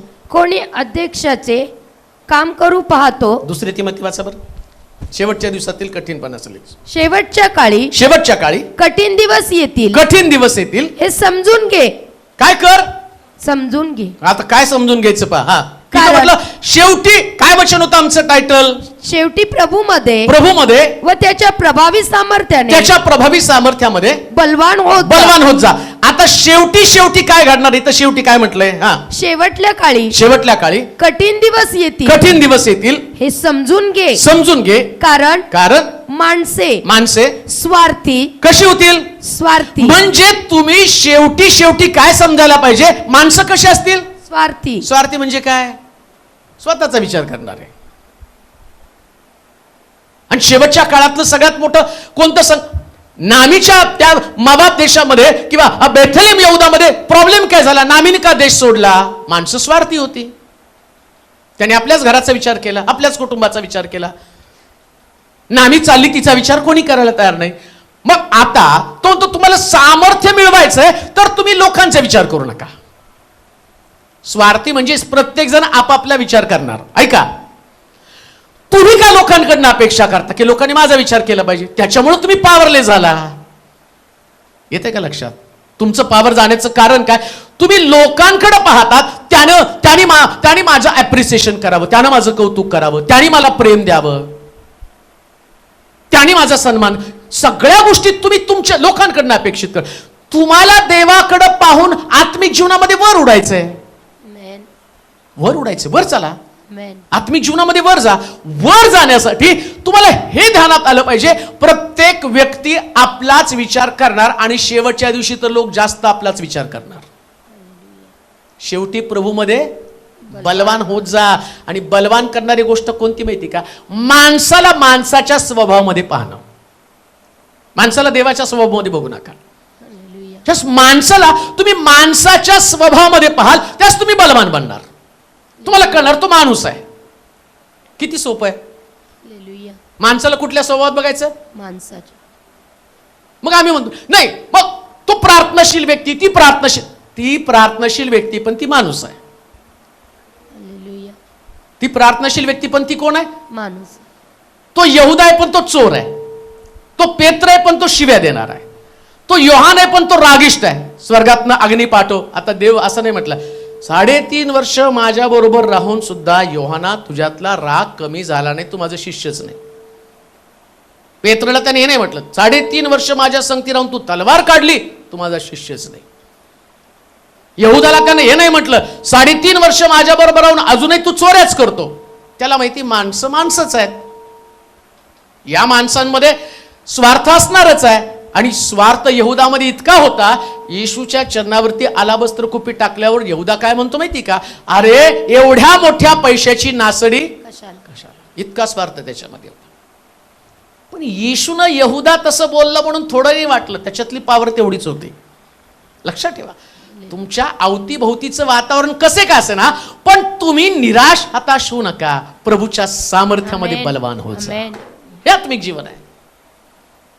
माणसे स्वार्थी होती, स्वार्थच आहे त्यांच्यामध्ये. तुम्ही शेवटी ती माकडाची गोष्ट आम्हाला माहिती नाही का? हौदात पाणी सोडलं तर माकडीन पायाला पाणी लागलं म्हणून त्याला खांद्यावर कडेवर घेतलं. कमरेपर्यंत पाणी आल्यावर खांद्यावरती ठेवलं, नाकापर्यंत पाणी आल्यावर डोक्यावर ठेवलं, आणि एकदा डोळ्यापर्यंत पाणी आल्यावर त्याला काढलं आणि स्वतःवर आली. ते स्वभावच आहे. जगामध्ये येशू ख्रिस्ताशिवाय निस्वार्थी जीवन जगणारा कोणीच, हे शेवटी लक्षात घ्या. हेच लक्षात घ्या, बाकी काही लक्षात घेऊ नका. सारी भिस्त देवावरती. हे पावर आहे तुमच्याकडे, जगण्याची आशा आहे. तुम्हाला जगायला प्रेरणा कोण देणार आहे? फक्त येशू प्रेरणा देणार आहे, बाकी कोणी नाही देणार. कोणीच प्रेरणा नाही देणार. ना तुमचा पती, ना तुमची लेकरं, ना तुमची आई, ना तुमचे बाप, कोणी तुम्हाला जगण्याची प्रेरणा देऊ शकत नाही. सगळेजण आपापलंच पाहणारे लोक आहेत. कोणी तुमचं पाहणार नाही. पण ज्यानं आमचं पाहिलं तो देवाचा पुत्र असताना पृथ्वी तलावरती आला आणि आमच्यासाठी क्रूसावरती कुर्बान झाला. हीच गोष्ट तुम्हाला प्रभावी सामर्थ्यामध्ये बलवान करणार आहे. म्हणून बाकीच्या गोष्टीचा विचार करू नका. शेवटच्या दिवसामध्ये तुम्हाला एकटं पाडण्याचं काम कोण करणार आहे? स्वार्थ. कोणतं संकट आहे? सैतानाचा डावपेच कोणता? बघा डावपेच काय? सैतान माणसाला स्वार्थी म्हणून एकटं पाडणार आहे. एकटेवा. स्वार्थी आपल्यापणापुरता विचार करतील लोक आणि वेगळे होतील. आपलेपणापुरता विचार करणार. कोणीतरी बिचारी काल एक बहीण, तिने तिचे फोटो पाठवले. नवरा बायको इतकं सुंदर तिचं कुटुंब होतं. ती म्हटली 5-6 महिन्यापूर्वी माझा पती एवढा छान होता, आणि मग तिने फोटो पाठवले, एवढं सुंदर आमची फॅमिली, मला घेऊन कुठं फिरायला. आता 6 महिन्यापासून त्याचं सगळं चरित्र बदलून गेलेलं आहे. तो आता आमची काळजी पण करत नाही आणि घरात पण येत नाही, आमच्याकडे लक्ष पण देत नाही. किती कठीण परिस्थिती बिलिव्हर्स. परंतु आज त्यांची परिस्थिती अशी झाली की ती म्हणती मला प्रार्थना करण्यासाठी सुद्धा माझं मन व्हायला तयार नाहीये. का तर वातावरण बदललेलं आहे. प्रार्थना करूशी वाटत नाही. सैतानानं कोणाला तरी अडकवलं ना, तुझं लक्ष तुझ्या पतीकडे जास्त लागलं. पण देवावर प्रेम करण्याच्या ऐवजी पतीवरती प्रेम करू लागला. मग सैतानाला माहिती हिला पतीपासून नाही, देवापासून मला तोडायचं आहे. मग देवापासून तोडायचं तर जसं ख्रिस्ताला क्रूसावरती देण्यासाठी यहुदाचा ताबा घेतला, तसं तुम्हाला देवापासून तोडण्यासाठी तुमच्या पतीचा ताबा घेईल, तुमच्या मुलांचा ताबा घेईल, तुमच्या जवळच्या मित्रांचा ताबा घेईल. कोणाचा तरी ताबा घेणार आहे. प्रॉब्लेम तोच आहे. अडकून कोणामध्ये पडलेला आहात. बरं हे पण तुम्हाला माहिती आहे, ज्यावेळेस प्रभू येशू ख्रिस्त येईल त्याच पलंगावरच्या दोघांपैकी एकाला घेऊन जाणार आहे. हे कुठं तुम्हाला शेवटचं तत्व माहितीये? तुम्ही तुमच्या नवऱ्यात अडकून पडला, येशू ख्रिस्त आला आणि तुमचा नवरा दुसरीकडे गेला, त्या दुसऱ्या प्रेमामध्ये अडकून पडलाय आणि तुम्ही काय झालं, आत्मिक जीवन जगला आणि ऐन वेळेला तुमचं लक्ष तुमच्याकडे नवऱ्याकडे, तुम्ही राहिला खाली. जायचंय कुठं? स्वर्गामध्ये. आणि सामर्थ्य कोणतं? ह्या सगळ्या नकारात्मक परिस्थितीमध्ये तुम्ही देवाकडेच पाहता. हे तुमची पॉवर आहे, जगण्याची ताकद आहे. तुम्ही देवाकडे पाहता. तुम्ही नाही, मला देवापासून कोणच तोडू शकत नाही. देवामध्ये राहा, देवावर टिकून राहा. पुन्हा मी तुम्हाला सांगतो, या पृथ्वी तलावरचं सगळ्यात सुंदर जीवन देवाला बिलगून राहणंच आहे, बाकी कुठलंच नाही. सगळे टेम्पररी लोक आहेत जगामध्ये, सगळे टेम्पररी आहेत बरं का. आणि एवढं पण कुणावरती जीवापेक्षा जास्त, देवापेक्षा जास्त प्रेम करू नका, की ते प्रेम तुम्हाला देवापासून तोडेल. देवावरच तुम्हाला प्रेम करता आलं पाहिजे. स्वार्थी होतील. पुढे काय म्हटलं वाचा. शेवटल्या काळी हा. कठीण दिवस येतील हा. हे समजून घे. समजून घे. कारण माणसे स्वार्थी, धनलोभी, बडाईखोर, गर्विष्ठ, निंदक, आईबापास न मानणारी, उपकार न स्मरणारी, अपवित्र, ममताहीन, शांतता द्वेषी, चहाडखोर, असंयमी, क्रूर, चांगल्याबद्दल प्रेम न बाळगणारी, विश्वासघातकी, खून, गर्वाने फुगलेली, देवावर प्रेम करण्याऐवजी सुखविलासाची आवड धरणारी, सुभक्तीचं केवळ बाह्यरूप दाखवून तिचे सामर्थ्य नाकारणारी. इथं म्हटलं ते बाहेरून फक्त सामर्थ्य असेल, आतमध्ये सामर्थ्य नसणार आहे. आणि कशाने सामर्थ्य नसणार आहे? सैतानाचे डावपेच कोणते बरं का? म्हणून म्हटलं बायबल ज्यास गहन तुम्ही शिकाल ना, त्यास तुम्ही खरे स्पिरिच्युअल लोक बनाल. सैतानाचे डाव ओळखले पाहिजे. कशी पॉवर काढणार आहे? तो ते सामर्थ्य. परत ते शेवटचं वचन, सुभक्तीचं केवळ बाह्यरूप दाखवून तिचे सामर्थ्य नाकारणारे अशी ती होतील त्यांच्यापासूनही दूर राहा. तो सुभक्तीचं बाह्य स्वरूप असेल, पण आतमध्ये मात्र सामर्थ्य नसेल. प्रभूच्या सामर्थ्यामध्ये बलवान होत जा. डावपेच काय सैतानाचे? आणि तिथं सगळे दाखवले त्यांनी डावपेच. सैतानाचे डावपेच पहा, कुठला संदर्भ कुठं गेलेला आहे. सैतानाचे डाव, कसला धूर्त तो चॅप्टर आहे सैतान, तुम्हाला कळत पण नाही त्याच्या ट्रॅप. तो तुम्हाला तो नाही, तू धार्मिक आहे. कशावरून धार्मिक? रविवारी चर्चला जातो ना, आराधना करतो ना, तू वाजवतो, प्रीचिंग करतो आणि तुझ्यामुळे लोक बरे होतात ना. अरे बरे होतात, आरोग्य मिळतं, प्रीचिंग करतो, याच्यामुळे तुझ्यात पॉवर नाही. ही पॉवर येशूच्या नावातली आहे. संदेशाची ताकद वचनातली आहे, ती थोडी तुझ्यामधली पॉवर आहे. तुझ्यातली पॉवर कमी करावी याच्यासाठी सैतानाचे डावपेच कोणते? तो तुम्हाला स्वार्थी बनवतो. बनवलं त्याने तुम्हाला स्वार्थी. तुम्ही तुमच्यापुरता विचार करता, मला आनंद कसा मिळेल, बस. दुसऱ्याच्या आनंदाचं मला काही घेणं देणं नाही. आम्ही एकमेकाशी वावरताना मला आनंद कशाने मिळणार आहे? बस माझा आनंद पुष्कळ झाला. मला लोकांच्या आनंदाची काय घेणं आहे? लोकांच्या आनंदाशी माझा काही संबंध नाहीये. मी दुसऱ्याच्या आनंदामध्ये आणि सहभागी होणार नाही. कधी कधी तर आम्हाला दुसऱ्याचा आनंद पण आवडत नाही. आणि मग तरी सुद्धा आम्ही म्हणतो की नाही, मी पॉवरफुल व्यक्ती आहे. अरे कसा पॉवरफुल व्यक्ती आहे? तुझ्या बोलण्यानं, तुझ्या कृतीनं दुसऱ्याच्या जीवनातला आनंद निघून गेला तर तू पॉवरफुल कसं? सैतानानं अडकवलं. धनलोभी, पैशावरती प्रेम करणारे लोक असतील, त्यांना पैसा सर्वस्व वाटणार आहे. पैसा असेल तर सगळं आहे. आणि ही गोष्ट आता बघा तुम्ही, आता मीच प्रीचर आहे, मी प्रीचर असल्या कारणानं मी ह्या गोष्टीचं बोलू पण नाही, परंतु परिस्थिती अशी निर्माण झालेली आहे, एखाद्या पॉवरफुल प्रीचरला जर बोलवायचं आहे ना, तर त्याला त्याच्या डिमांड्स ठेवाव्या लागतात. काय तुमच्या, मला आज लोक मला सुद्धा फोन करून विचारतात, तुमची डिमांड काय सांगा, म्हणजे ते आम्ही प्रोव्हिजन करता येईल का नाही, त्याच्यावरती आम्ही तुम्हाला बोलवायचं किंवा नाही बोलवायचं. तुमची डिमांड काय, काय तुमच्या मागण्या आहेत? आमची मंडळी अशी या पद्धतीची. आता तो म्हटला तुम्ही प्रभूच्या सामर्थ्यामध्ये बलवान. आता हा प्रीचर सामर्थ्य घेऊन चाललाय, पैशात अडकला ना.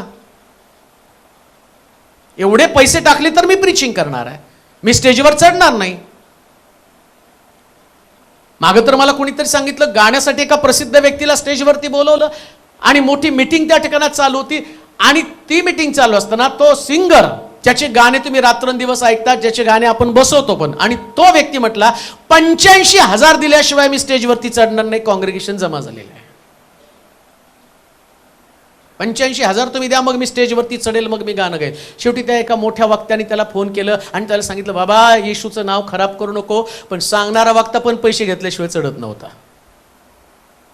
आणि चढत नाहीत. आणि पावर तर चालूच आहे गाण्यानं. आता ते गातात आणि इकडं पवित्र आत्मा काम करतो आणि पवित्र आत्मा लोकांना आरोग्य देतो. आता विचार करा, तो म्हणतो शेवटच्या दिवसातलं हे पावर सैतानाने डावते. बाहेरून धार्मिक आहेत, बाहेरून कसे आहेत धार्मिक. तुम्ही त्या गाण्याने तल्लीन होता, तुम्ही म्हणता खूप सुंदर गाणे आहे, अरे पण त्याची पावर काय? ही गाण्याची पावर, पवित्र आत्म्याची पावर आहे, त्याची पावर. हात मध्ये कमजोर झाला ना, आत्मा तो आंतरिक सामर्थ्य नाकारणारी, बाहेरून सामर्थ्य नाही, आंतरिक आतमधलं सामर्थ्य. जेव्हा पैसा तुमच्या जीवनामध्ये श्रेष्ठ ठरला जातो, त्या देवाचं सामर्थ्य निघून जातं. लक्षात ठेवा. म्हणून त्यानं म्हटलं, वाटेसाठी जोडणा घेऊ नको, कमर कशात पैसे घेऊच नको. जोडणा नकोय वाटेमध्ये, कमर कशात पैसे नको. प्रभूची सेवा करताना बलवान व्हायचंय ना, जिबात तुमच्याकडे काही नसतं. पहा, पेत्राचा इतका सुंदर पहिला उपदेश होता, पहिला चमत्कार इतका भारी होता, माझ्याकडे सोनं रूप काही नाही, पण पावर मात्र आहे. Amen. Amen. डावपेच ओळखा. पैसा कधी इतका महत्वाचा नसतो जितकं देव आणि देवाचं सामर्थ्य महत्वाचं असतं. आनंद वाटतो मला, आतापर्यंत मी टिकून राहिलो याचं कारण एकच आहे की प्रभूनं मला पैशाचा लोभ कधी ठेवला नाही, राहणार पण नाही, कधीच नाही राहणार, कधीच राहणार नाही.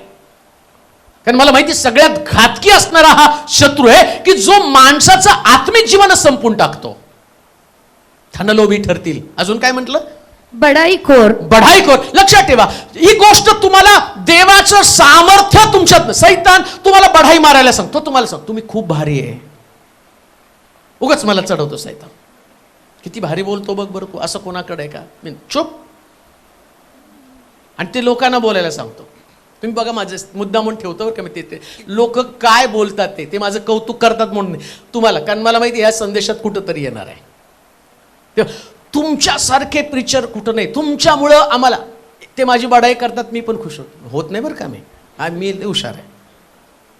कोणी किती चढवलं काय आणि कोणी किती झुकवलं काय. परवा एकाने ते फार वाईट वाटलं, आम्ही तुमचा ख्रिसमस ट्री बघितला, तुमचे सगळे एवढे हजार लोक तुम्हाला बघतात आणि मग ख्रिसमस ट्री तुमच्या चर्चमध्ये, ते कशाला तुम्ही ठेवला? म्हटलं का नाही, आमच्या चर्चमध्ये सांगितलं ख्रिसमस ट्री ठेवायचं नाही. म्हटलं ते तुमच्या चर्चचं मत,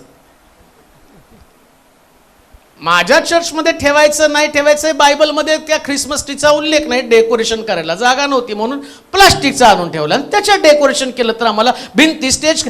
आता ख्रिसमस ट्री ठेवला म्हणून देव, ख्रिसमस ट्री ठेवला आता नरका तुला. अहो, ख्रिसमस ट्रीवर स्वर्ग, ख्रिसमस ट्रीवर सांता क्लॉज वरती स्वर्ग, असं असतं ना तर सांता क्लॉज गेला, पण तो म्हटला सांता क्लॉज नाही, हृदय स्वच्छ कर. सांता क्लॉज नाही बाहेर काढायचा, द्वेष बाहेर काढायचा. मग मी त्यांना म्हटलं, एक काम करा ना, तर त्या संदेशात मी सांगितलंच होतं मागच्या ख्रिसमस, ते संदेश आहे का? मग नाही, आम्ही आमच्या चर्चमध्ये आम्हाला सांगितलं हे काढा. हे ना, हे काढा नका काढू, याच्यावर काय नाही, हे डेकोरेशन आहे आणि हे काय तुम्हाला अटकाव करणार नाही स्वर्गामध्ये जाण्यासाठी. त्याला काय ख्रिसमस ट्रीचं, या ख्रिसमसचा ट्रीचा काही संबंध नाही. पुन्हा मी सांगतो, डेकोरेशनला जागा पाहिजे, बेल दिसली पाहिजे, लाईट दिसली पाहिजे, घंटी दिसली पाहिजे, बॉल दिसले पाहिजे. कुठं लावता? डोक्याला लावून फिरता. आता स्त्रिया इथं लावतील त्यांच्या ब्लाऊजला, तिथं आपण कुठं लावायचे? शेपट लावून फिरायची का तशी? काय तर हे कशाला, ते कशाला, ते कशाला. लक्षात ठेवा, या गोष्टी तुम्हाला स्वर्गात नेण्या, सामर्थ्य नेमकं कशामध्ये आहे? सामर्थ्य त्यांना सांगितलं, तो सामर्थ्य प्रभू मध्ये व त्याच्या. नाही, आता काय वाचलं? नाही, एक एक वाचा की पटपट. बढाईखोर. हा, गर्विष्ठ. बढाईखोर. प्रॉब्लेम काय कशामध्ये? बढाई. माझी बढाई तीच आहे. कोणती बढाई? मी ख्रिसमस पाळत नाही कारण 25 तारखेला त्याचा जन्म झाला नाही, नको पाळू. ती माझी बढाई. तुम्ही ख्रिसमसला करंजा कापण्या खाता, आम्ही खात नाही. का तर कसली बढाई, आता तू खात नाही म्हणून हा यांनी उपाशी राहिला, याला स्वर्गात घ्या. पावर त्याच्यामध्ये नाही. खाणं आणि पिणं या देवराज्य नाही. कशामध्ये? नीतिमत्व आणि चांगुलपण याच्यामध्ये. याच्यात पावर नाही. हे केलं ते खाऊ नका. हा डॉक्टर सांगत असतील खाऊ नका, शुगर आहे तर खाऊ नका. बाकीचं उठा ठेवा करत बसू नका. हे खायचं नाही, मग नाताला करंजा कापण्या खायची नाही, शंकरपाळी खायची नाही. आपण कशाला खायची? काय खायचं ते बिंदास का. बटाटे वडा खा, करंजा खा, कापण्या खा, मेदू वडा खा, बिर्याणी खायची तर बिर्याणी खा. हे इथं खाण्यात पिण्यात काय पावर कशामध्ये? नेमकी बढाई मारण्यामध्ये पावर नाही, प्रभूला उंच करण्यामध्ये पावर आहे. हालेलुया. वो बढे मैं घटू. हालेलुया. त्याला उंच करा. तुमची महती वाढू देऊ नका, तुमची वावा करून घेऊ नका. सैतान मनुष्याला कमजोर कशामध्ये करतो? जेव्हा तुम्ही तुमची बढाई मारायला सुरुवात करता तेव्हा तुम्ही कमजोर व्हायला लागता. लक्षात ठेवा, सगळ्यात महत्वाची गोष्ट लोकांना देवच दिसला पाहिजे. येशू, हालेलुया. बस येशूच दिसला पाहिजे. स्वतःविषयी नाहीच बोलायचं, येशूविषयीच बोलायचं. जेव्हा एखादी व्यक्ती जास्त स्वतःविषयी बोलती त्यास त्याच्याकडे पावर नसती, पण जेव्हा एखादी व्यक्ती येशूविषयी बोलती त्या सगळ्यात जास्त पावर असते. आता तो काय म्हणत आहे? प्रभूच्या सामर्थ्यामध्ये बलवान व्हा. म्हणजे कोणाविषयी बोला? आणि सैतान येशूविषयी कमी बोला आणि स्वतःविषयी जास्त बोला. त्याचा डावपेच आहे हा. लक्षात ठेवा, जेव्हा तुम्ही प्रभूमध्ये वाढताना तेव्हा गौरव आपोआप तुम्हाला मिळत राहतं. गाढवावरती येशू बसल्यावर त्याच्या पायाखाली नवीन वस्त्र जाणारच ना. म्हणून गाढवानं नाही भाव मारायचा. मी नवीन वस्त्रावरती चाललो, मला बघा लोकांनी एवढं स्वागत केलं, मी चाललो तर आता मी पण कधी कधी गेल्यावर लोक टाकतात फुलं, मग मी काय करू? हा मला फुलं टाकायला लागले, वा वा वा. अरे गाढवा, तुला नाही फुलं टाकत, तुझ्यात येशू आहे ना, म्हणून तुला ज्या दिवशी तू समशील त्यावेळेस फक्त तुझ्या प्रेतावर फुलं टाकतील. ही तुझी लायकी आहे, हे मला माहिती आहे. आमची शेवटची स्टेज जी आहे ना ती प्रेतावरती फुलं टाकणं, त्याच्यानंतर आमचा कुणाचा संबंध नाही. पण तो आज जोपर्यंत माझ्यामध्ये येशू आहे ना तो श्रेष्ठ आहे. हा येशू कधी सुद्धा स्वतःची बढाई मारू नका. किती पण मोह तुम्हाला झाला, गडबड, सैतान तुमच्या तोंडात शब्द घालायला सुरुवात करतो. कम्पेअर, बाकीच्याशी तुलना करताना तुम्हीच चांगले आहात हे तुम्हाला दाखवण्याचा प्रयत्न. का तर तुमच्यातलं सामर्थ्य निघून जा. जेवढं तुम्ही स्वतःविषयी जास्त सांगाल तेवढं तुमच्यातली पावर. सैतानाचा डावपेच आहे तो योजना आखतो, तुम्हाला सांगतो. आणि मग कधी मी एवढं सगळं केलंय देवाच्या मंदिरासाठी म्हणू नका. कधीच म्हणू नका, कधीच म्हणू नका. एक फार मोठी व्यक्ती जिने आत्मिक जीवनामध्ये माझं तारण होण्यापूर्वी ते लोक माझ्यावरती खूप मेहनत घेत होते. आमच्या घरी यायचे, बोलायचे, तासन तास आम्हाला हॉटेलमध्ये नेऊन देवाचं वचन सांगायचे. आणि एकदा माझं त्या व्यक्तीबरोबरच बोलणं झालं आणि ते बोलता बोलता ती व्यक्ती मला म्हटली, मनोज, प्रभूनं तुला खूप मोठ्या ठिकाणात नेलं. मी म्हटलं नेलं ठीक आहे प्रभूंनी, आणि मी जे काही प्रभूसाठी केलं त्याच्या मोबदल्यामध्ये प्रभूनं मला आता या लेवलला आणलेलं आहे. आणि एक वाक्य तो बोलला, पण तुला या सेवेसाठी खूप त्याग करावा लागला. तेव्हा लगेच मी त्याच्या खाली माझं टायपिंग करताना मी म्हटलं, येशूपेक्षा काही सुद्धा त्याग मी केला नाही. का? कारण ख्रिस्त माझ्यासाठी मारला गेला, मी त्याच्यासाठी मारलो नाही, मी अजून पण जिवंत आहे. कारण मला माहिती आहे गौरव माझं नाही, गौरव माझ्या देवाचंच व्हायला पाहिजे. ही पावर राहते तुमच्यामध्ये. तुमचा त्याग, तुमचं बलिदान, तुमचं समर्पण हे 100% देव स्मरणामध्ये ठेवणार आहे. पण तुम्हाला एक पॉवरफुल जीवन जगायचं ना तर हे डोक्यातनं काढून टाका. तुम्ही सगळं जे काही करता ते देवासाठी करता. आणि याचं प्रतिफळ तुम्हाला पृथ्वी तलावर कोणाच माणसाकडनं अपेक्षित करू नका. माणसं तुम्हाला 2 शब्दच बोल, खूप छान, आता बघा स्किट झाल्यावर, खूप छान नाचला, खूप सुंदर डायलॉग बाजी केली, एवढेच माणसं म्हणणार आहे. पण ऐका बरं का, जेव्हा तुमच्या स्किट मधनं, तुमच्या डान्स मधनं लोकांना येशू दिसेल ना, त्यास प्रतिफळ देव स्वर्गात तुम्हाला देणार आहे. हालेलुया. इतकं भारी असणार आहे. आमेन. सगळ्यातनं कोण दिसलं पाहिजे? येशू. हा, तुमच्या डान्समधनं पण इश्यू दिसला पाहिजे. लोकांनी बघताना तुमच्याकडे इतकं धार्मिक नजरेनं बघितलं पाहिजे. काय सुंदर उपासना करते, काय छान आराधना करते देवाच्या सानिध्यामध्ये, काय सुंदर. लक्षात ठेवा, तुम्ही कसं नाचता, तुमचे काय काळजी करायची नाही. योगेश त्याने टेन्शन घेतलं, युट्यूबला दिसतो हो, आम्ही 2-3 आठवडे प्रॅक्टिसला नव्हतो. अरे तुम्हाला युट्यूबचे लोक बघतील आणि काय म्हणतील, चुकल्या स्टेप, असंच नाचला तसंच नाचला. पण प्रभू तुम्हाला म्हणेल सगळं करताना माझ्यासाठी त्यानं केलं. गौरव तुमच्याकडे कधीच येऊ दे नका. काय करायचं, युट्यूबचे लोक काय आपल्याला भाकरी पाठवणार आहेत का? ते काय करतात, बघायचं तर बघा, नाही तर चला पुढे स्क्रीनला अजून दुसरे काहीतरी बघा प्रोग्राम. आम्ही देवासाठी ना. दावीद म्हणतो मी नाच. आता बघा, दावीद नाचताना त्याची बायको काय म्हणते, इस्रायलचे राजे कसे दिसत होते, म्हणजे फेगडा नाचत होता. तो काय स्टाईल मध्ये नाचत होता का? तो नाचताना त्याला त्याच्या वस्त्राचं भान नाही, म्हणजे कसा नाचत होता काय माहिती, पण तो नाचत होता. त्याच्या बायकोला राजा असताना, अरे डान्सच्या स्टेप शिकून तरी नाचायचं ना. का नाचाचे स्टेप दाखवून मी किती भारी नाचतो हे शिकणार नाही, याचा अर्थ चुकीचं पण नाचू नका, नाही तर मग खालताल गोंधळ. गौरव तुमचं होऊच देऊ नका, त्याचं होऊ द्या. तोच गौरवासाठी पात्र आहे. हालेलुया. हा डावपेच आहे सैतानाचा. त्याचं प्लॅनिंग, त्याची योजना आहे. तुम्ही कमजोर आहात, तुम्ही आम्ही कमजोरच आहे. तुम्हाला कोणी सांगितलं आम्ही पॉवरफुल आहे? तुम्ही चांगले डान्सर नाही चांगला डान्सर, पण आत्मा येऊन तुम्हाला शिकवल ना. आमेन. तुम्ही चांगले सिंगर नाही, पवित्र आत्मा तुम्हाला शिकवेल. आमेन. तुम्हाला चांगली प्रार्थना येत नाही, तुम्हाला चांगलं काही नाही. तुम्हाला म्हणलं ना कोणी, तुम्हाला नाही चांगलं नाचता येत, नाही येत, लगेच रुचायचं नाही. तुम्हाला मला नाचताच येत नाही म्हटले, गेली पावर. ओळखताय कुठं सैतानाचे डावपेच? हे शब्द ऐकण्यासाठी आपले कान मोठे करू नका. हे शब्द ऐका. तुमच्या गीतांच्या द्वारे आम्ही देवाच्या जवळ गेलो. आमेन. तुमच्या स्किटच्या द्वारे आम्ही देवाच्या जवळ गेलो. तुमच्या प्रत्येक शब्दाच्या द्वारे आम्ही देवाच्या जवळ. लक्षात घ्या, सगळं आमची धावपळ तळमळ काय माहिती का, आम्ही प्रभूच्या जवळ जावं. आमेन. म्हणून त्याच्यामध्ये म्हटलं त्यांनी, काय म्हटलं, वाचा ते वचन. शेवटल्या काळी आत्ताच वचन. हा, कारण माणसे हा. स्वार्थी, धनलोभी, बडाईखोर, गर्विष्ठ, निंदक, आईबापास न मानणारी. आता त्या आईबापालाच मानत नाही, तुम्हाला काय मानणार आहेत? निंदक आहेत, निंदा करणारे लोक आहेत. अजून काय? उपकार न स्मरणारी. ते तुम्ही आता नाही आम्ही एवढे उपकार केले तर बोलायचं नाही.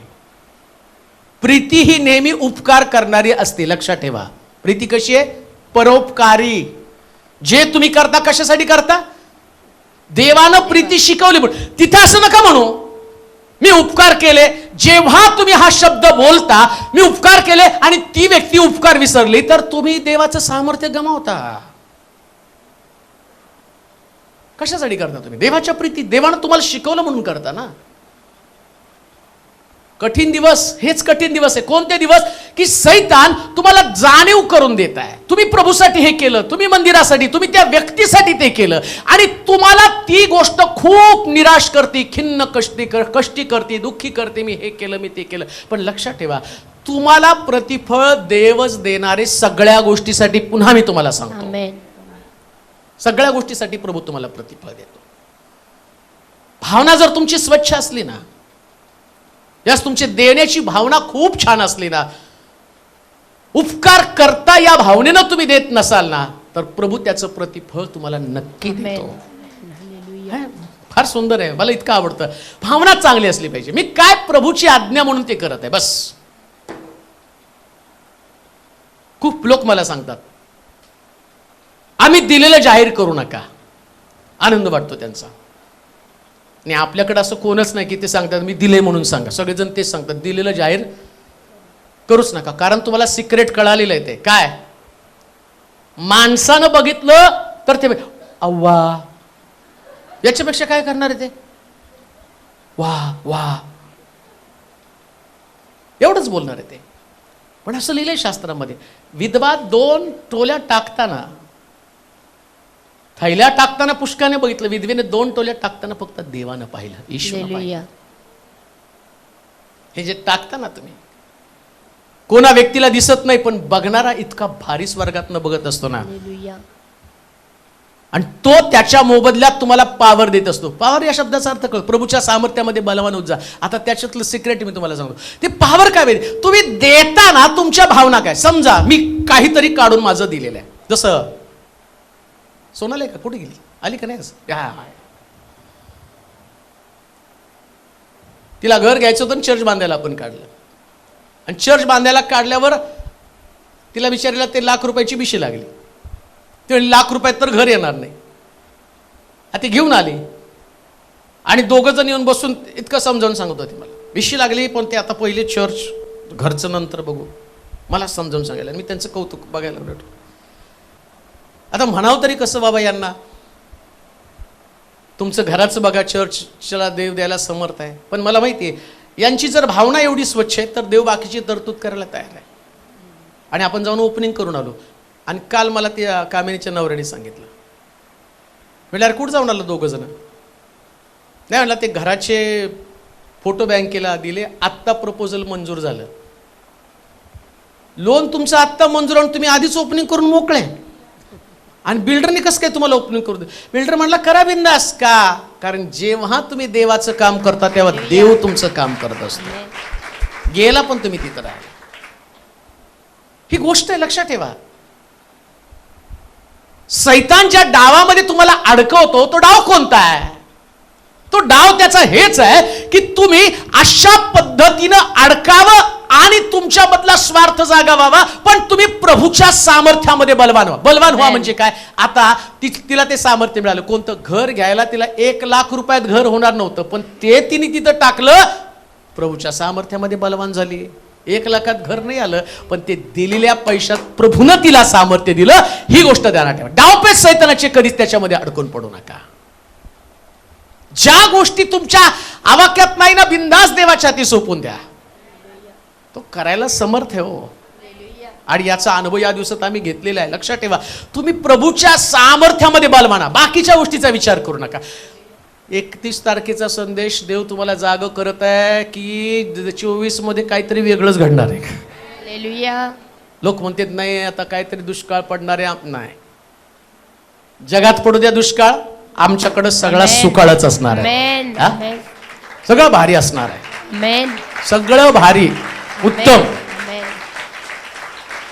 प्रभू देणार आहे. आमेन. सैतान बोलतोय त्याचे शब्द बोलत बसू नका. आमच्यामध्ये मनमाडवरून दोघं कपल उभं राहा बरं, नवीन जोड पाले ते कुठे आहे मनमाडचे, हा उभं राहा. हा दोघं बसा, बघा त्यांना, बसा खाली. गाडी आणली का नाही, बरोबर. एक संदेश, तुमची जीप कुशल लेखकाची लेखणी असेल आणि तो संदेश त्यांनी ऐकला, दोघा नवरा बायकोला. आणि मग ते म्हटले की एक गाडी आम्ही लिहून ठेवली, अशी गाडी आम्हाला पाहिजे. आणि प्रार्थना केल्यावर त्यांनी त्या गाडीचं चित्र फोटो सहित मला पाठवली. त्याच्यानंतर तो नीलू त्याच्यावर फिरून पण आला. त्याचं नाही का, मला तर येतच नाही, मी आपलं लांबूनच बघितले. त्याला म्हटलं उभं राहतो मी साईडला आणि काढा माझा फोटो. इतकी सुंदर गाडी होती. ज्यावेळेस तुम्ही सैतान बोलतं ते बोलत नाही, त्यास देव बोलतो ते बोलतो, त्यास तुमचं स्वप्न वास्तवामध्ये येतं. म्हणून लक्षात ठेवा, प्रभूच्या सामर्थ्यामध्ये बलवान होत जा. काय त्याचा डावपेच आहे, एकटं पाडणं बस. या म्हणतो एका कोपऱ्यात बाजूला या. विजन बरोबर चालू नका, स्वप्नाबरोबर चालू नका, सहभागितेबरोबर चालू नका, उपस्थितीमध्ये चालू नका. तुम्ही नकारात्मक बोलत बोलत चालत राहा. सगळं नकारात्मक बोला. डॉक्टर येऊन तुम्हाला काहीतरी कानात सांगतील, बँकवाले येऊन तुम्हाला काहीतरी, मला सारखं येतं, हो ते मंजूर करत नाही ना, जरा जोर लावून प्रार्थना करा, जरा जोर लावून प्रार्थना करा, जोर लावून. असं वाटतं मीच यांचा जामीन व्हावं का. बरं कोणीतरी सांगितलं जामीनच व्हायला तयार नाहीत, जामीनदार फोनच उचलायला तयार नाही. अक्षय प्रेयर करा, प्रेयर करा. म्हटलं देवा काहीतरी कर. अर्ध्या तासाने फोन, जामीनदार स्वतःच तयार झाला. तो मिळलो.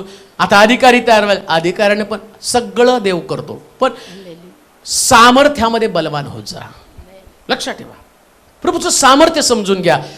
कठीण दिवस येतील, म्हणून त्या ठिकाणामध्ये म्हटलं पहिलं तर त्यानं काय केलं तर माणसाला एकटं पाडलं. हा पहिला डाव. आता त्याचे डावपेच हे तुम्हाला समजावून सांगायचं तर 2023च्या सुरुवातीला सांगायला पाहिजे होतं, मग इथपर्यंत आलो असतो. परंतु लक्षात ठेवा आपला बायबल स्टडी नाही. पण पहिला मुद्दा तुम्हाला त्यानं एकटं पाडणं. मनुष्य एकटा असावं हे बरे नाही. आणि सैतान काय करणार आहे म्हणून लक्षात एकटं कधीच राहू नका. जमावात राहा, Amen. संगतीमध्ये राहा, मंदिरात राहा, धार्मिकतेमध्ये राहा, वचनामध्ये राहा, प्रभूच्या भवनामध्ये राहा. काही झालं तरी देवाचं मंदिर विसरू नका. Amen. Amen. काही पण होऊ द्या तिकडं. रविवारी चर्चला जाणार म्हणजे जा. ते मला म्हणाले आपण परमेश्वराच्या घरात जाऊ. कोणी काय शब्द आहे ते मला म्हणाले आपण परमेश्वराच्या घराकडे जाऊ. कोण आपण कोण आपण परमेश्वराच्या घरात. कोण ते मला आपण सगळे बरं का. नाही तर आई गेली न मुलगा घरी, नवरा गेला बायको घरी, बायको गेली नवरा घरी. आपण ही पॉवर आहे, ताकद आहे. तुमचं मंदिरात येणं ही ताकद आहे. आणि मंदिरात येताना कोणा व्यक्तीसाठी येऊ नका. Amen. मला बघायला कोणच येत नाहीत बरं का, आणि तुम्हालाही बघायला कोण येत नाहीत. आपण काही सलमान शाहरुख वगैरे कोण नाहीये आपल्याला बघायला. ते तिकडे थिएटरमध्ये त्यांना बघायला जातात. मग इथं कोणाला बघायला येतात? बोला. देवाच्या पुत्राला. Amen. हालेलुया. Hallelujah. देवाच्या पुत्रा सगळेजण देवाच्या पुत्राची उपस्थिती जाणीव करून द्यायचं त्याला बघण्यासाठी येतात. आणि लक्षात ठेवा मी भेटलो तर फोटो मिळेल. लोक येतात सेल्फी घ्या. मी त्यांना म्हणतो अहो तोंडाला चिमटे लावू का काय, हसायचं तरी किती नाही का. सेल्फी मिळेल. पण येशू भेटला तर तुम्ही स्पेशल बनाल. Amen. डिपेंड तुमच्यावरती काय तुम्ही कशासाठी येतात, तुमचा येण्याचा उद्देश काय. कधी सुद्धा एकटेपणानं देवाच्या घरामध्ये येऊ नका. एकटेपणा तुमच्यामध्ये असू देऊ नका. मी एकटी भावना तुमच्यातनं निघून गेली पाहिजे. तुम्ही जेव्हा एकटे मंदिरात आला पण तुमच्यात एकटेपणाची भावना आहे, लोनलीनेस, एकटेपण फार भयानक असतं. आणि सैतान मनुष्याला एकटेपणानंच कमजोर करून टाकतो. तुम्ही एकटं सापडावं अशी त्याला वाटतं. एकटं तुम्ही सापडलं पाहिजे. जेव्हा तुम्ही एकटं सापडता ना तेव्हा तो जसं त्या माणसाला यरुशलेम सोडल्यावर एकटा सापडला, त्यानं त्याची वस्त्र काढली आणि त्याला चोपलं. एकटं सापडल्यावर तुमची वस्त्र निघून जाते. आणि लक्षात ठेवा वस्त्र ही तुमची ओळख आहे. राजाला ओळखायला राजाच खास प्रकारची वस्त्र आहे. वस्त्र ही तुमची ओळख आहे. जेव्हा तुम्ही देवाच्या घरामध्ये येताना त्यास तुम्हाला देवाने एक ओळख दिलेली आहे. कोणती ओळख? शारूला त्याचं कीबोर्ड वाजवण्याची ओळख दिलेली आहे.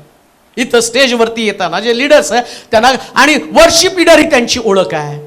ऐका बरं का मी तुम्हाला काय सांगतो. इथं बसणारा केविनला देवानं त्याची ओळख दिली. हा वाजवणार आहे. तिथं बसणाऱ्या त्याला एक ओळख दिली. डोंगरेला कॅमेराची ओळख दिली. अमितला त्या ठिकाणामध्ये आणि तो गुगल मीट वगैरे त्याची एक ओळख दिली. सगळ्याला ओळख दिलेली आहे. तुम्हाला प्रत्येकाला ओळख आहे. आता काय होतं माहिती का, तुम्ही एकटे वाटायला लागतात. तुम्ही जाताना तुमची ओळख तुमचं वस्त्रच काढून घेतो, म्हणजे तुमची सेवा काढून घेतो.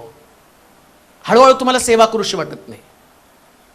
आणि काय तुमच्यात भावना निर्माण होती माहिती का, माझ्या सेवेची कोणी किंमत करत नाही. किंमतीसाठी सेवा करू नका, प्रतिफळासाठी करा. आणि प्रतिफळ देव आल्यावर मिळणार आहे, Amen.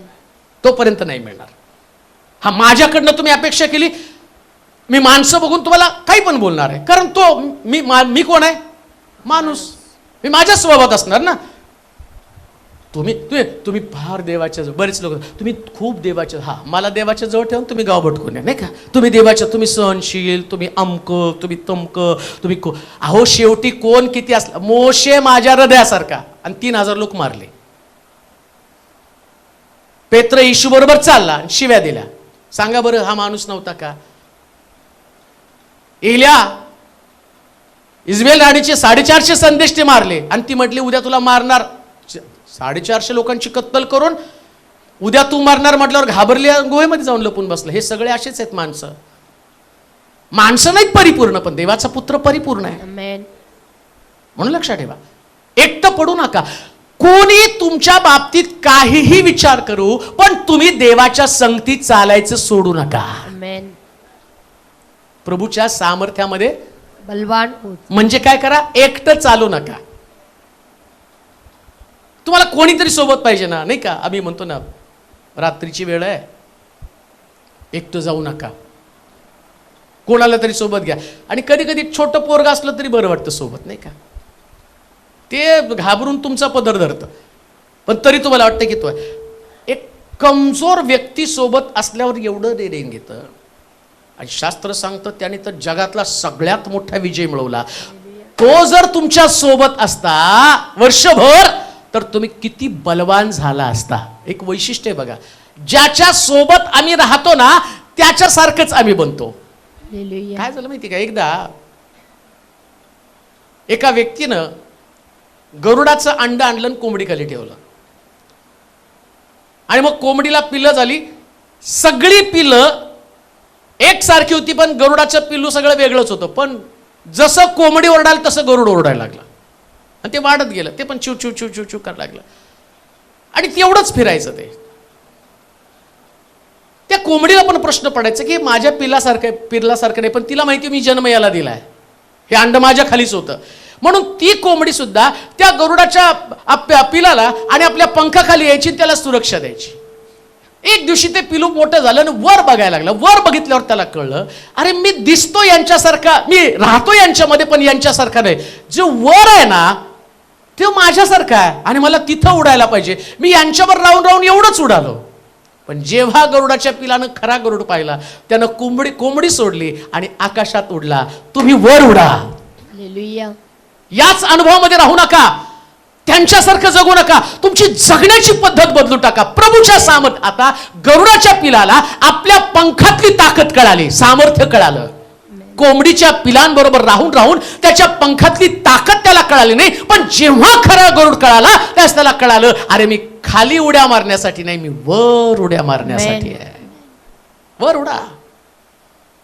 प्रभूच्या सामर्थ्यामध्ये बलवान व्हा. संगती, जसं नामीनं पुन्हा मोवाब सोडला आणि ती बेथलेम यहुदामध्ये आली. आणि लक्षात घ्या, ती बेथलेम यहुदामध्ये आल्यावर आता ती पुन्हा नामी नाही, येशूची आजी झाली. हो, येशूची आजी झाली. आता नामी नाही तिचं नाव, तिचं नावच बदलून गेलं. रूथ तिच्या बरोबर आली आणि रूथनं तिचं वतन तिला सोडून दिलं. जेव्हा सैतानाच्या डावामध्ये तुम्ही अडकता त्यास तुमचं वतन गहाण पडलं जातं. आशीर्वाद तुमचा दुसरीकडे कुठेतरी अडकलेला असतो. ऐका बरं का, सिक्रेट जाणून घ्या, रहस्य जाणून घ्या.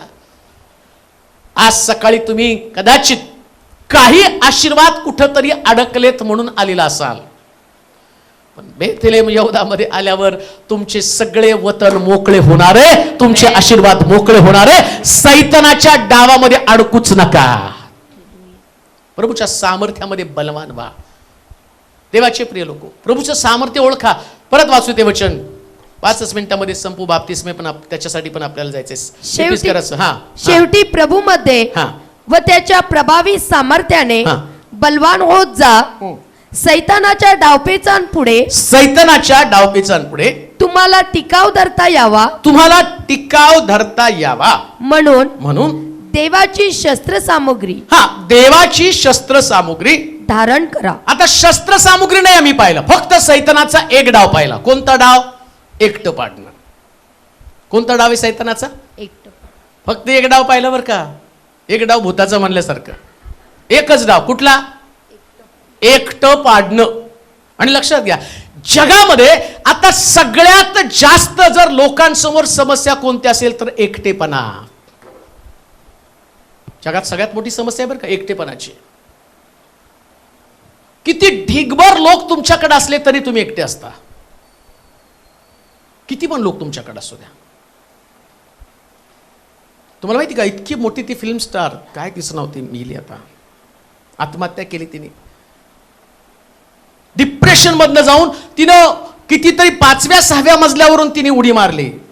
काहीतरी नाव होतं तिचं, दिव्या भारती. तिला माहिती आहे बघा. सापडले का नाही? डावपेचात अडकले की नाही? बरोबर.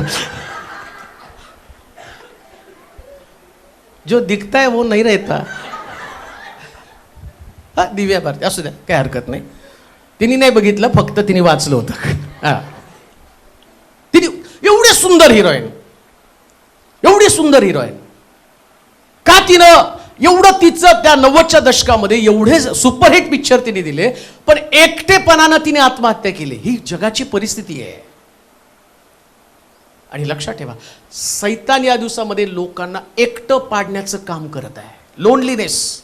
म्हणून लक्षात ठेवा, काहीही होऊ द्या, किती पण निराश व्हा, किती पण वाईट वाटू द्या, किती अपमानित व्हा, किती तुम्ही आणि कर्जामध्ये अडका, पण देवाच्या घरात येत राहा. सैतानाला प्रश्न पडला पाहिजे, ह्याला कसं एकटं पाडावं, याला एकटं पाडण्यासाठी मी जंग पछाडत आहे, याला आजारी पाडतो, याचे पैसे काढून घेतो, याला अपमानित करतो, याचं सगळं काही काढून, पण हा माणूस देवाला. आणि एक गोष्ट ध्यानात ठेवा, तुम्ही सगळे प्रश्न घरात देवाच्या मंदिरात घेऊन या, तुम्ही फ्रेश होऊन जाता ना, हालेलुया. जाता का नाही जाता? येस. काय एन्जॉय असतो ना देवाच्या सानिध्यामध्ये, किती मजा येते ना, हालेलुया. कसली आशा निर्माण होती, किती उत्तेजन मिळतं. म्हणून लक्षात ठेवा, सैतानाचा एक डाव तो फक्त तुम्हाला एकटं पाडण्याचं काम करतो. परत कधी जर आलो तर अजून त्याचे डाव आपण ओळखू. पण एक गोष्ट ध्यानात ठेवा, पुन्हा मी तुम्हाला सांगतो, प्रभूमध्ये शेवटी बलवान होत जा. आमेन. एकटे राहू नका, देवाच्या संगती तुम्ही राहा. पुन्हा एकदा आपले डोळे आपण बंद करू, आपल्या जागेवरती आपण उभं राहूया.